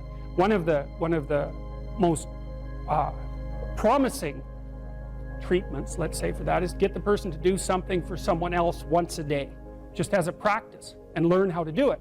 Maybe you can wake the circuit up, if you think that it's lying dormant in you, which is probably right. I think we have a very wide range of propensities within us. Some are switched on, genetic propensities. Some are switched on, but I think that if you put yourself in the right situation or walk yourself through the right exercises, you can switch some of these other things on as well. But it takes work and dedication and discipline. I would say, generally speaking, if you want to adapt yourself properly to life, you should find a niche in the environment that corresponds with your temperament. Right? You shouldn't work at cross purposes to your temperament because it's just too damn difficult. But having done that, then you should work on developing the skills and viewpoints that exist in the space opposite to your personality, because that's where you're fundamentally underdeveloped. And that way I think you can extend out your temperamental capability across a wider range. And to me, that's roughly equivalent as bringing a richer toolkit to each situation. You know, so if you're hyper extroverted, you should probably learn to shut up at parties now and then and listen just to see what's going on, to see if you can manage it, you know. And if you're introverted, well, then you should learn how to speak in public and to learn how to go to parties without hiding in the corner and saying nothing to anyone. You know, and if you're agreeable, then you need to learn how to be disagreeable so people can't push you around. And if you're disagreeable, you need to learn how to be agreeable so that you're not an evil son of a bitch. So, and the same thing applies even in the conscientious domain. It's like if you're too conscientious, you need to learn to relax and let go a little bit. And if you're unconscientious, it's time, like, get out the Google Calendar, man, and start scheduling your day, right? And beat yourself on the back of the head with a stick until you're disciplined enough so that you can actually stick to something for some length of time and not living in absolute squalor, which is something that would characterize someone who's very disorderly, for example, because they don't notice. It doesn't bother them, disorder. It's like, maybe they can see it, but it doesn't have any emotional valence, and so it doesn't have any motivational significance. You know, so the other thing you might want to think about too, if you're choosing a partner, is try not to choose someone who's too distant from you on the temperamental variables, because you're going to have a hard time bridging the gap. You know, it's hard for an introverted person and an extroverted person to coexist. And it's really hard for an orderly person and a disorderly person to coexist, because they will drive each other nuts. Why don't you pick up? Why are you so obsessed by it? That's the basic argument, you know. So it's useful to know about your temperament so that you can negotiate the space with your partner as well. And I don't think you should try to find someone who's exactly the same as you, because then you don't have the benefits of the alternative viewpoint. But you got to watch it, because you may hit irreconcilable differences of various sorts. And I've seen that most particularly among couples who are high and low in openness. That's a rough one.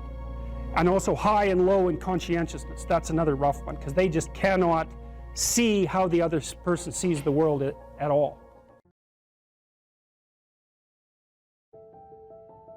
What emotion do you feel when you're going to approach someone you're very attracted to, and there's an extremely high probability that she's going to tell you to disappear? Right, exactly, absolutely, because it's a real judgment, right? We're going to see a movie called Crumb where you'll see this in great detail. But it's a real judgment. It's like the best judgment is, well, I don't mind your physical presence, but your genes should definitely not survive another generation. Right, and that's sort of generally translated into, I think we should just be friends. Right, you know, and you can blow that off, and people do, and you have to, because it's part of being polite and civilized, but you know, let's make no mistake about it. There is no more fundamental judgment than that. So, paralysis. And there's no shortage of men, I mean, who are absolutely terrified of women. I mean, I've had many of them in my practice, you know. I had one guy, he was so terrified of women he couldn't even talk to them on the phone. It's more common than you think. So, but it's generally manifested by men who no one cares about, so it's generally irrelevant. So, well, it's the case. It really is the case. I'm not kidding. They're low status men. You know, they're people that are generally regarded as losers, and there isn't anybody who really gives a damn about what happens to them one way or another. And there's a lot more men in that category than there are women. Women are in all sorts of, you know, social categories that cause them misery and distress, but that one seems to be predominantly male. One of the things I'm going to do when we talk about Freud is I'm going to show you this movie Crumb, which I just told you about, and it's a very rare thing, because it shows you the world from the perspective of very intelligent male losers. And that's just not a perspective you ever see, because it's the winners that tell the stories about their life. It's like, who the hell cares about the life of a loser? But this movie is about a loser who became a winner, and, you know, almost as an act of revenge. And it's great, great examination of the Oedipal complex. Remarkable. Women select men. That makes them nature, because nature is what selects. And so, you know, you can think, well, it's only symbolic that women are nature. It's like, no, it's not just symbolic. It's not just symbolic. You know, and the woman, in some sense, is the gatekeeper to not in some sense, is the gatekeeper to reproductive success. And you can't get more like nature than that. In fact, it's the very definition of nature. So, as I said, there are lots of reasons why these symbolic representations are set up the way they are. All right, so That's the great mother, nature. The queen, the matrix. The matrix is something from which all things form. Same root word as matter, mother, all the same root word. The matriarch, the container, the cornucopia, the object to be fertilized, the source of all things, the fecund, the pregnant. There are more parts of the associational network. The strange, the emotional, the foreigner, the place of return and rest. The deep, the valley, the cleft, the cave, hell, death, and the grave. The moon, ruler of the night and the mysterious dark, and matter and the earth. So those aren't necessarily associated with femininity, but they're typically associated with femininity from a symbolic perspective.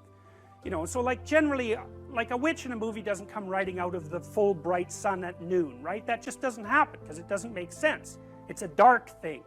And so if you saw that occurring in the light in a movie, you'd think, you know, what the hell's going on here? That doesn't make sense. And the reason it doesn't make sense is because it violates the complex, the symbolic complex. So those are female denizens of the underworld and hell.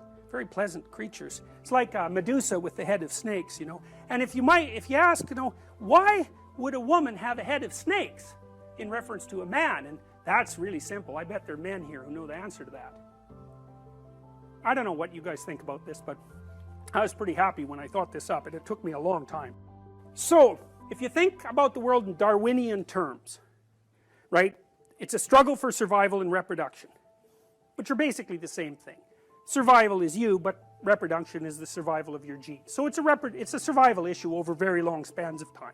Okay, what do we call the selection mechanism? Right, natural selection, right? It's nature who does the selection.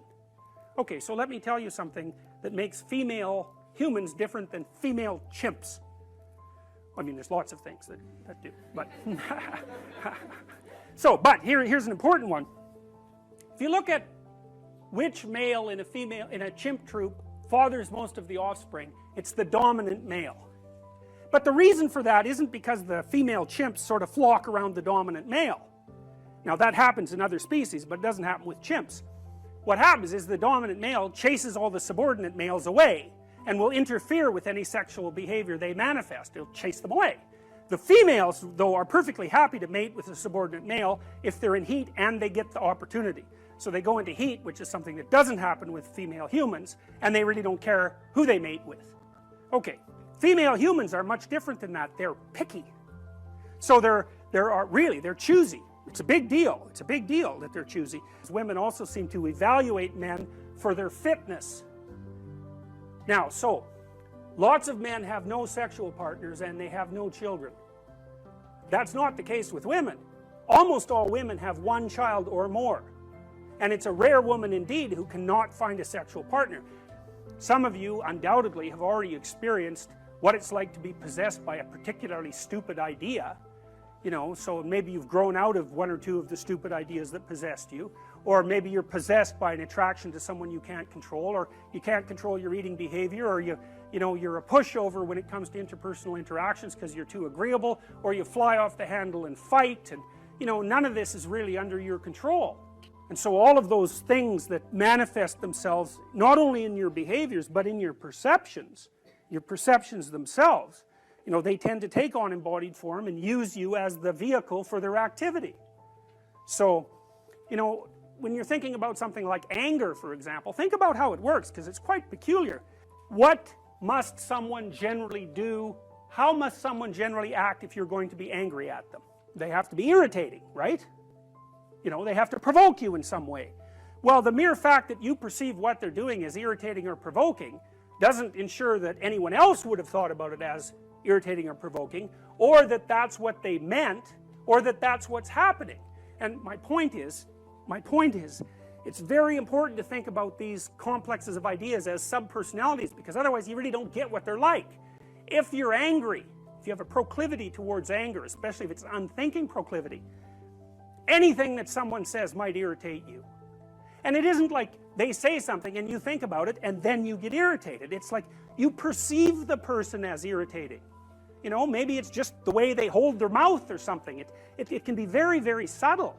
And you might say, well, it's not me, it's you. It's not that I'm irritated by you. It's that you're irritating. And that, you know, that's a very difficult thing to settle, because the reality is somewhere between the subjective and the objective, right? A lot of arguments that you'll have with people throughout your life are about exactly that. Are you irritating or am I oversensitive? It's like, well, you know, we're going to hash that out for a good long time before we figure it out. But the point is that if you're possessed by an emotional state or a motivational state or an idea or some kind of complex, you'll see the world through its eyes. And then the facts reveal themselves to you through the lens of that particular set of ideas. So it's a very frightening idea because, you know, we like to think of ourselves as masters of our own house, which is completely clueless because it's obvious if you watch yourself for like a month that you hardly ever do what you tell yourself to do, when you're liable to do all sorts of other things that you don't even want to do. You know, because you say, well, I'm going to go to the gym 3 times a week and I'm not going to drink, you know, and maybe there's this person I'm not going to associate with, and then, you know, you don't go to the gym and you find that person and you go out and drink with them and you think, what the hell's going on, you know? But you're not the sort of person that will do what you say. And so, like, what sort of person are you? Well, that's a psychoanalytic question. It's a deep one, because you're a peculiar thing. And there's parts of you that are really, really, really old. And you know, the sort of naive you, the naive young you that you think of yourself as is like a little piece of flotsam in an ocean of complexity. And the ocean of complexity is you. And part of diving down into the depths is to start to understand what it means to be human. And like, whatever that means, it's the one thing you can say about it for sure is that it's bloody peculiar. You know, if you take people, and I've told you this, and you expose them voluntarily to things that they are avoiding and are afraid of, you know, that they know they need to overcome in order to meet their goals, their self-defined goals. If you can teach people to stand up in the face of the things they're afraid of, they get stronger. And you don't know what the upper limits to that are, because you might ask yourself, like, if for 10 years, if you didn't avoid doing what you knew you needed to do, by your own definitions, right, within the value structure that you've created, to the degree that you've done that, what would you be like? Well, you know, there are remarkable people who come into the world from time to time, and there are people who do find out over decades-long periods what they could be like if they were who they were, if they spoke their being forward. And they get stronger and stronger and stronger, and we don't know the limits to that. We do not know the limits to that. And so you could say, well, in part, perhaps the reason that you're suffering unbearably can be left at your feet, because you're not everything you could be, and you know it. And of course, that's a terrible thing to admit, and it's a terrible thing to consider, but there's real promise in it, right? Because it means that perhaps there's another way that you could look at the world, and another way that you could act in the world. So what it would reflect back to you would be much better than what it reflects back to you now. And then the second part of that is, well, imagine that many people did that, because we've done a lot as human beings. We've done a lot of remarkable things. And I've told you already, I think before, that today, for example, about 250,000 people will be lifted out of abject poverty, and about 300,000 people attached to the electrical power grid. We're lifting people out of poverty collectively at a faster rate that's ever occurred in the history of humankind by a huge margin. And that's been going on unbelievably quickly since the year 2000. The UN had planned to have poverty between 2000 and 2015, and it was accomplished by 2013. So there's inequality developing in many places, and you hear lots of political agitation about that.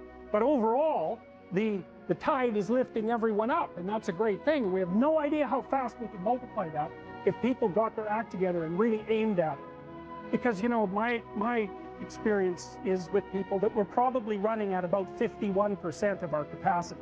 I mean, you can think about this yourself. I often ask undergraduates how many hours a day you waste, or how many hours a week you waste. And the classic answer is something like 4 to 6 hours a day. You know, inefficient studying, watching things on YouTube that not only do you not want to watch, that you don't even care about, that make you feel horrible about watching after you're done. That's probably 4 hours right there. You know, you think, well, that's 25 hours a week. It's 100 hours a month. That's 2.5 full work weeks. It's half a year of work weeks per year. And if your time is worth $20 an hour, which is a radical underestimate, it's probably more like 50 if you think about it in terms of deferred wages. If you're wasting 20 hours a week, you're wasting $50,000 a year. And you are doing that right now. And it's because you're young, wasting $50,000 a year is a way bigger catastrophe than it would be for me to waste it, because I'm not going to last nearly as long. And so if your life isn't everything it could be, you could ask yourself, well, what would happen if you just stopped wasting the opportunities that are in front of you? You'd be, who knows how much more efficient? 10 times more efficient, 20 times more efficient. That's the Pareto distribution. You have no idea how efficient people get. It's off the charts. Well, and if we all got our act together collectively and stopped making things worse, because that's another thing people do all the time. Not only do they not do what they should to make things better, they actively attempt to make things worse because they're spiteful or resentful or arrogant or deceitful or homicidal or genocidal or all of those things all bundled together in an absolutely pathological package. If people stopped really, really trying just to make things worse, we have no idea how much better they would get just because of that. So there's this weird dynamic that's part of the existential system of ideas between human vulnerability, social judgment, both of which are major causes of suffering, and the failure of individuals to adopt the responsibility that they know they should adopt. And that's the thing that's interesting too, is that, and like another thing I've often asked my undergraduate classes is, you know, there's this idea that people have a conscience. And you know what the conscience is. It's this feeling or voice you have in your head just before you do something that you know is stupid, telling you that probably you shouldn't do that stupid thing. You don't have to listen to it, strangely enough. But you go ahead and do it anyways, and then, of course, exactly what the conscience told you was going to happen inevitably happens, so that you feel even stupider about it than you would if it happened by accident. Because you know, I knew this was going to happen, I got a warning it was going to happen, and I went and did it anyways. And the funny thing, too, is that conscience operates within people, and we really don't understand what the hell that is. So you might say, well, what would happen if you abided by your conscience for 5 years or for 10 years? What sort of position might you be in? What sort of family might you have? What sort of relationship might you be able to forge? And you can be bloody sure that a relationship that's forged on the basis of who you actually are is going to be a lot stronger and more welcome than one that's forged on the basis of who you aren't. Now, of course, that means that the person you're with has to deal with the full force of you in all your ability and your catastrophe, and that's a very, very difficult thing to negotiate. But if you do negotiate it, well, at least you have something, you have somewhere solid to stand, and you have somewhere to live. You have a real life, and it's a great basis upon which to bring children into the world, for example, because you can have an actual relationship with them instead of torturing them half to death, which is what happens in a tremendously large minority of cases. Well, it's more than that too, because, and this is what I'll close with, and this is why I wanted to introduce Solzhenitsyn's writings to you. You see, because it isn't merely that your fate depends on whether or not you get your act together and to what degree you decide that you're going to live out your own genuine being. It isn't only your fate, it's the fate of everyone that you're networked with. And so, you know, you think, well, there's 7 billion people in the world. We're going to peak at about 9 billion, by the way, and then it'll decline rapidly. But 7 billion people in the world, and who are you? You're just one little dust mote among that 7 billion. And so it really doesn't matter what you do or don't do, but that's simply not the case. It's the wrong model, because you're at the center of a network. You're a node in a network. Of course, that's even more true now that we have social media. You'll know 1,000 people, at least, over the course of your life. And they'll know 1,000 people each, and that puts you one person away from 1 million, and 2 persons away from 1 billion. And so that's how you're connected. And the things you do, they're like dropping a stone in a pond. The ripples move outward, and they affect things in ways that you can't fully comprehend. And it means that the things that you do and that you don't do are far more important than you think. And so if you act that way, of course, the terror of realizing that is that it actually starts to matter what you do. And you might say, well, that's better than living a meaningless existence. It's better for it to matter. But I mean, if you really ask yourself, would you be so sure if you had the choice? I can live with no responsibility whatsoever. The price I pay is that nothing matters. Or I can reverse it and everything matters. But I have to take the responsibility that's associated with that. It's not so obvious to me that people would take the meaningful path. You know, and you say, well, nihilists suffer dreadfully because there's no meaning in their life, and they still suffer. Yeah, but the advantage is they have no responsibility. So that's the payoff, and I actually think that's the motivation. Say, well, I can't help being nihilistic. All my belief systems have collapsed. It's like, yeah, maybe. Maybe you've just allowed them to collapse because it's a hell of a lot easier than acting them out. And the price you pay is some meaningless suffering, but you can always whine about that and people will feel sorry for you, and you have the option of taking the pathway of the martyr, so that's a pretty good deal, all things considered, especially when the alternative is to bear your burden properly and to live forthrightly in the world. Well, what Solzhenitsyn figured out, and so many people in the 20th century, it's not just him, even though he's the best example, is that if you live a pathological life, you pathologize your society. And if enough people do that, then it's hell. Really, really. And you can read the Gulag Archipelago if you have the fortitude to do that, and you'll see exactly what hell is like. And then you can decide if that's a place you'd like to visit, or even more importantly, if it's a place you'd like to visit and take all your family and friends, because that's what happened in the 20th century.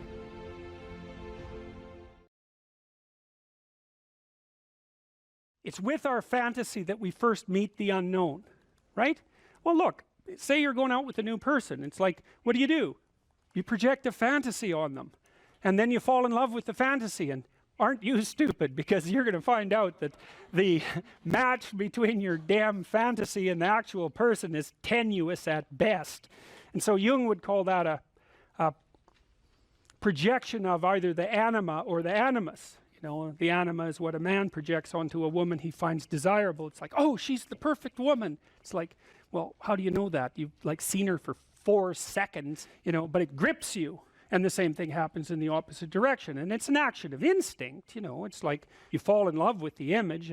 But interestingly enough, what you do in a relationship that works is that you actually, I think that what you see, it's a rough approximation, when you project the ideal and fall in love with it, you see what could be.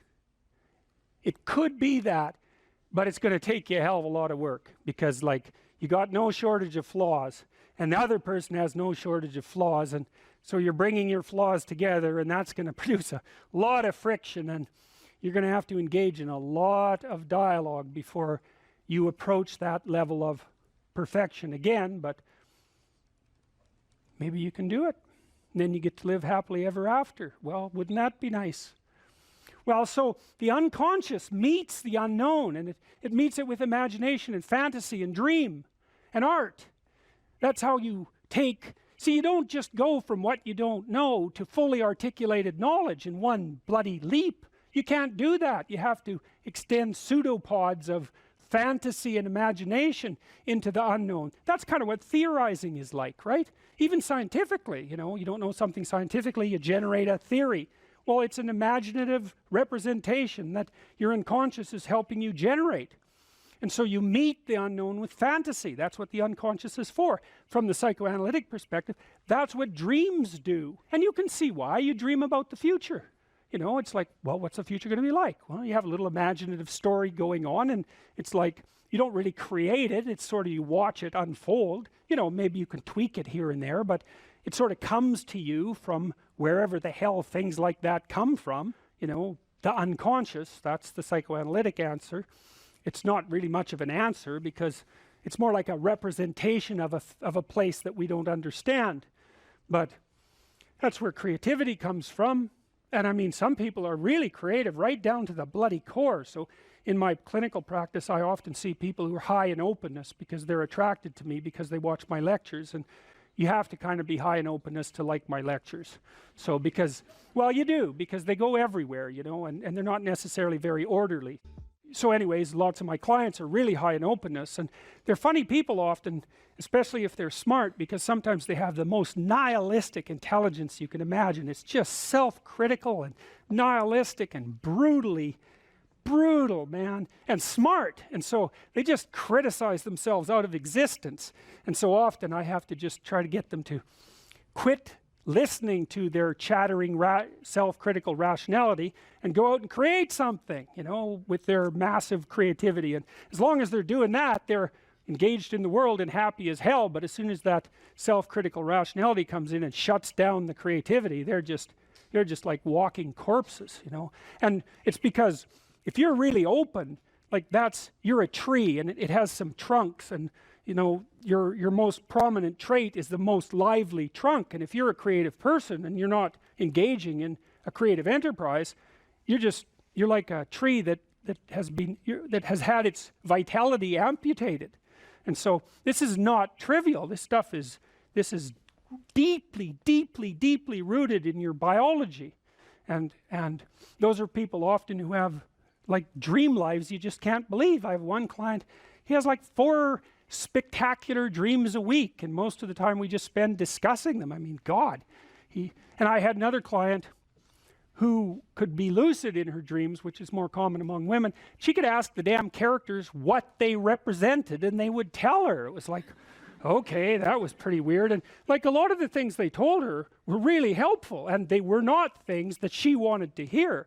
She basically, one of them told her if she was going to live, she'd have to go visit a slaughterhouse. And the reason for that was because she was raised as a little princess and protected from horrible Mother Nature until she hit puberty, in which time she turned into an evil villain, because that's how the family worked. Perfect child, evil teenager, overnight. And then, well, that was hard on her, and she wasn't prepared because she thought the world was princess world, and, you know, she couldn't go through a butcher store without having a fit.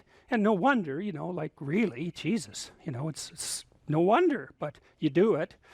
But she couldn't, so we used to go to butcher stores, and that would make her cry, and that she was a vegetarian, that would make her cry, and, you know, bemoan the cruelty of the world. And it's like, yeah, fair enough, man, those are bloody slabs of meat. It's like, I don't know why everyone isn't screaming when they walk through the butcher store, but you got to get used to it, man, because you can't live in the world otherwise. And so the dream character, who was a gypsy, told her that she had to go visit a slaughterhouse, which seemed rather impractical. And so I asked her if she could think of anything else to do, and she thought, well, why don't we go visit a funeral home and watch an embalming? And I thought, oh, good. That sounds like a fun way to spend a day. And so I phoned up a funeral parlor, and I said I had a client who was terrified of death. Yeah, and I was a therapist who was also a little shaky on the concept myself. And so they had no problem with that. They deal with death all the time, which is really something to think about, right? A human being can actually have an occupation where they do nothing but deal with death, and they don't go stark raving mad. It's like, what the hell's up with that? It's like working in a palliative care ward where your clients that you know have a relationship, all they're going to do is die this week, next week, the week after. People do that. It's like, those people are tough, man. They're tough. So anyways, we went and watched this embalming, which was, I have a rather high level of disgust sensitivity, so it was a little on the rough side for me.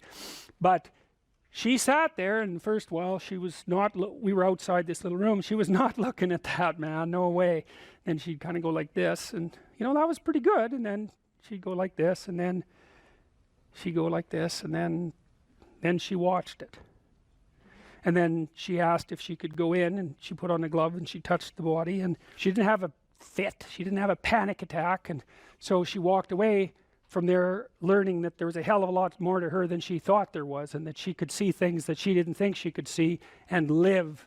And after that, she sort of had a touchstone. It's like, well, I'm kind of afraid of this. Well, is it as bad as going to see the embalming? No, it's not that bad. Well, I guess I can do it. It's like an initiation, right? She had an initiation. And so did I, you know, and I learned a lot from doing that. I learned that one of the things you need to do if you're going to be a human being is to prepare yourself to be useful in the face of death.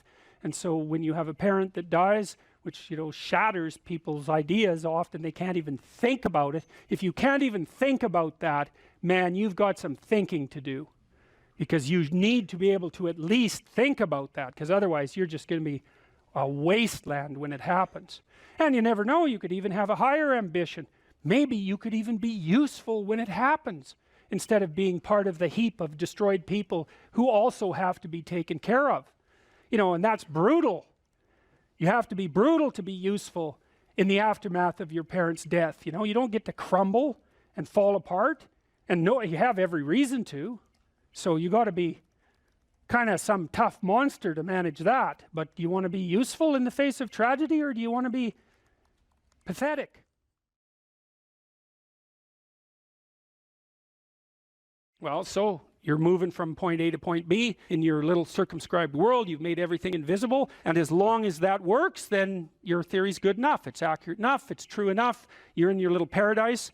But if something comes up and objects, well, that's where your character is tested fundamentally. That's the character test. It's like, what do you do with messages of error? And that's a tricky issue. Okay, so here's a solution to that. Here's what not to do. I am a bad person. I got to see myself. I'm a bad person. I might as well just go jump off the bridge. It's like, no, that's not good, because what that means is that every time you try to learn something, you're going to make a mistake, because what do you know? So you're going to make mistakes. And if the rule is every time you make a mistake, you're going to go jump off the bridge, then that's not a useful problem-solving strategy. And so when you make a mistake, you don't get to beat yourself to death with a club. It's a bad strategy, and you'll have your internal tyrant in there who's perfectly happy about doing that. That's the, overactive superego that Freud talked about. Maybe it came to you via a parent who was too authoritarian, or a grandparent, or maybe it's just you because you're disagreeable and neurotic, and so you'll take or hyper-conscientious. You'll take yourself apart. Well, you've got a problem. Something has objected to you. Then the question is, well, what does that mean? Well, maybe you're not looking at the world right. Maybe your goals are wrong. Maybe you're not acting properly. It's okay. So the question that arises when an obstacle emerges is, which part of this structure needs attention?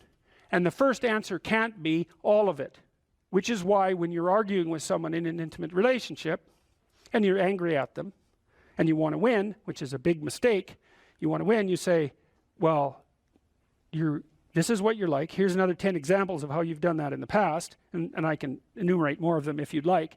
And so that's actually what you're like, and I've tried fixing you and it didn't work, and so it looks like you're going to be like that up into the future, and you're basically saying to them, well, you're a bad person, and the only thing they can do is either collapse or punch you. And punching you is actually better than collapsing. You know what I mean? It's such a counterproductive way of arguing. You don't leave the person any out. And so maybe, well, they're civilized, so it doesn't get physical. Well, maybe that's good and maybe it isn't. But then they end up either really not happy with you in a way that they will manifest the first possible opportunity they get, or they have to go off in the corner and cringe. It's like, great, you won. It's like now your partner's either hates you or is cringing. It's great. That's a real good victory, man. Rack up about 100 victories like that and you'll be in divorce court and spending $250,000 while being miserable about it. Yeah. So anyway, something objects to you and you think, okay, well, I need to take myself apart, right? Because there's a piece that's broken somewhere, and then you might think, well, let's assume it's a little piece to begin with. That's the right mechanism. It's like, okay, you got a C-. That doesn't prove that you're stupid. Now, it implies that you might be stupid, but it doesn't, right, really, it does, and that's why you don't want to look at it. Maybe it implies that you're lazy, or implies that you're ignorant, or like it implies all sorts of terrible. Might imply that you're a bad person even. But you don't want to leap to that, and that's sort of the proclamation of innocence before guilt. Assume that you're the least amount of reprehensible and ignorant possible. And so then you look at the micro routines. It's okay, well, I got a C- in this course. Maybe I should study for that course 15 minutes more a day for the next 3 months. And then you ask yourself, do you think you could do that? No, I'm too useless. Okay, how about 15 minutes every second day? You think you could do that? You put it in your schedule, like 15 minutes every second day in the morning. And that's, well, you think, well, what's wrong with me? Well, I'm not very good at managing my study schedule. That's not quite down here at the behavioral level, but it's pretty close, because what you can take an action. You can open up your schedule and you can say, well, I'll mark 15 minutes aside.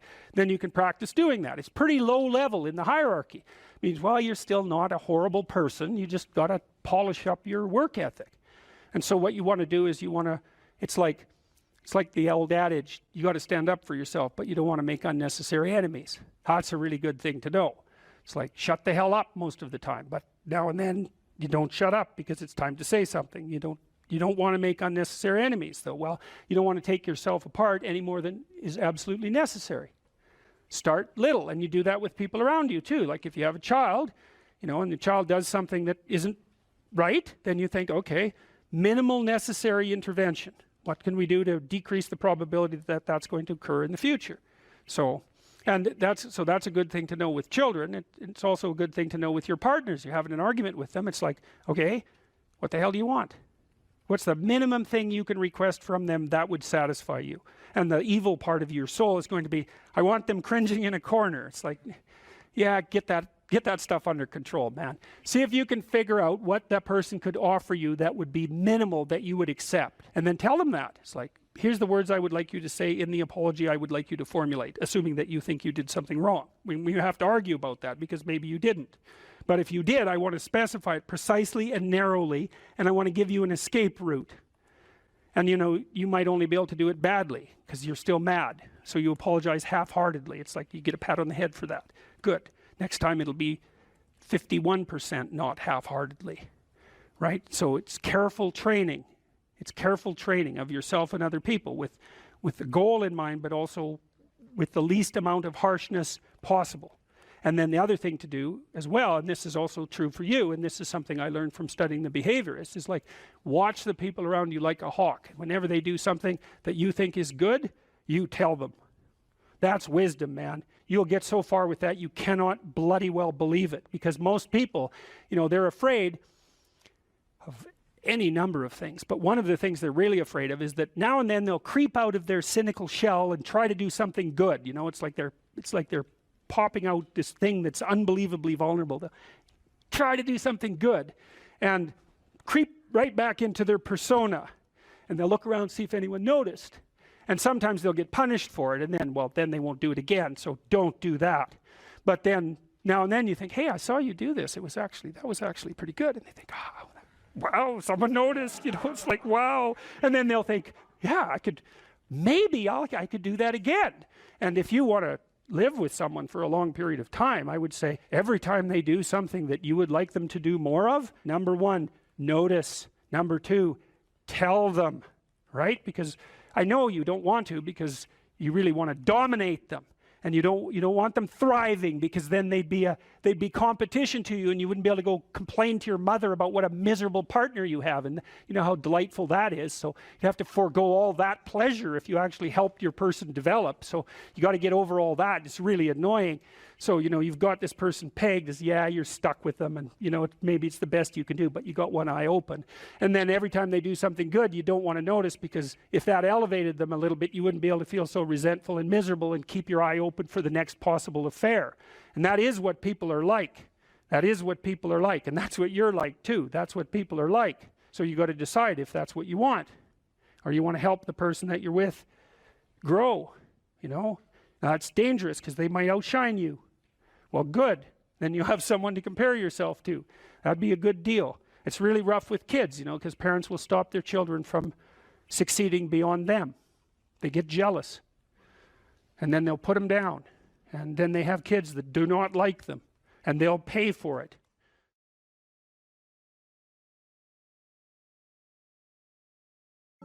Make a damn schedule and stick to it. Okay, so what's the rule with the schedule? It's not a bloody prison. That's the first thing that people do wrong. They say, well, I don't like to follow a schedule. It's like, well, what kind of schedule are you setting up? Well, I have to do this, then I have to do this, then I have to do this, you know, and then I just go play video games, because who wants to do all these things that I have to do? It's like, wrong. Set the damn schedule up so that you have the day you want. That's the trick. It's like, okay, I've got tomorrow. If I was going to set it up so it was the best possible day I could have, practically speaking, what would it look like? Well, then you schedule that. And obviously there's a bit of responsibility that's going to go along with that, because if you have any sense, one of the things that you're going to insist upon is that at the end of the day, you're not in worse shape than you were than at the beginning of the day, right? Because that's a stupid day. If you have a bunch of those in a row, you just dig yourself a hole and then you bury yourself in it. It's like, sorry, that's just not a good strategy. It's a bad strategy. So maybe 20% of your day has to be responsibility and obligation, or maybe it's more than that, depending on how far behind you are. But even that, you can ask yourself, okay, well, I've got these responsibilities. I have to schedule the damn things in. What's the right ratio of responsibility to reward? And you can ask yourself that, just like you'd negotiate with someone who is working for you. It's like, okay, you got to work tomorrow. Okay, so I want you to work tomorrow. And you might say, okay, well, what are you going to do for me that makes it likely that I'll work for you? Well, you could ask yourself that, you know. So maybe you do an hour of responsibility and then you play a video game for 15 minutes. I don't know, whatever turns your crank, man. But, you know, you have to negotiate with yourself and not tyrannize yourself. Like you're negotiating with someone that you care for, that you would like to be productive and have a good life. And that's how you make the schedule. It's like, and then you look at the day and you think, well, if I had that day, that'd be good. Great.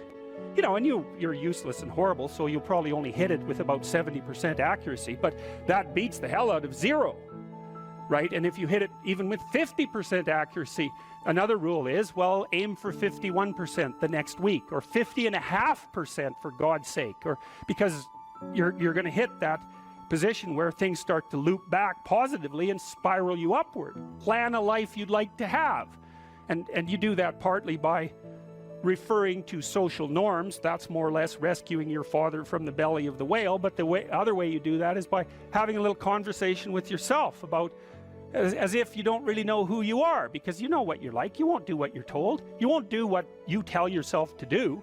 You must have noticed that. It's like you're a bad employee and a worse boss, and both of those work, you know, for you.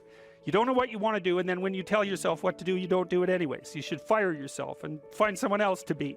But you know, my point is that you have to understand that you're not your own servant, so to speak. You're someone that you have to negotiate with, and you're someone that you want to present the opportunity of having a good life to. And that's hard for people because they don't like themselves very much. So, you know, they're always like cracking the whip and then procrastinating, and cracking the whip and then procrastinating. And it's like, God, it's so boring and such a pathetic way of spending your time. And you know what that's like because you probably waste like 6 hours a day. And I think we did an economic calculation about that a while back, right? Your time's probably worth $50 an hour, something like that. I mean, you're not getting paid that now, but you're young. And so this is investment time. And what you do now is going to multiply its effects in the future. So let's say it's $50 an hour, which is perfectly reasonable. So if you waste 6 hours a day, and you are, then you're wasting about $2,000 a week, or about $100,000 a year. So like, go ahead, but that's what it's costing you every hour. And you need to know what your damn time is worth. So let's say it's not $50, it's 30, whatever. Maybe it's 100, it's somewhere in that range. One of the things you should be asking yourself is, when you spend an hour, was that, well, would have I paid someone $50 to have had that hour? And if the answer is no, it's like, well, maybe you should do something else with your time. And it depends on whether or not you think that your time's worthwhile. But the funny thing about not assuming that is, if you assume your time isn't worthwhile, what happens is you don't just sit around sort of randomly in a state of responsibility-less bliss. What you do is you suffer existentially.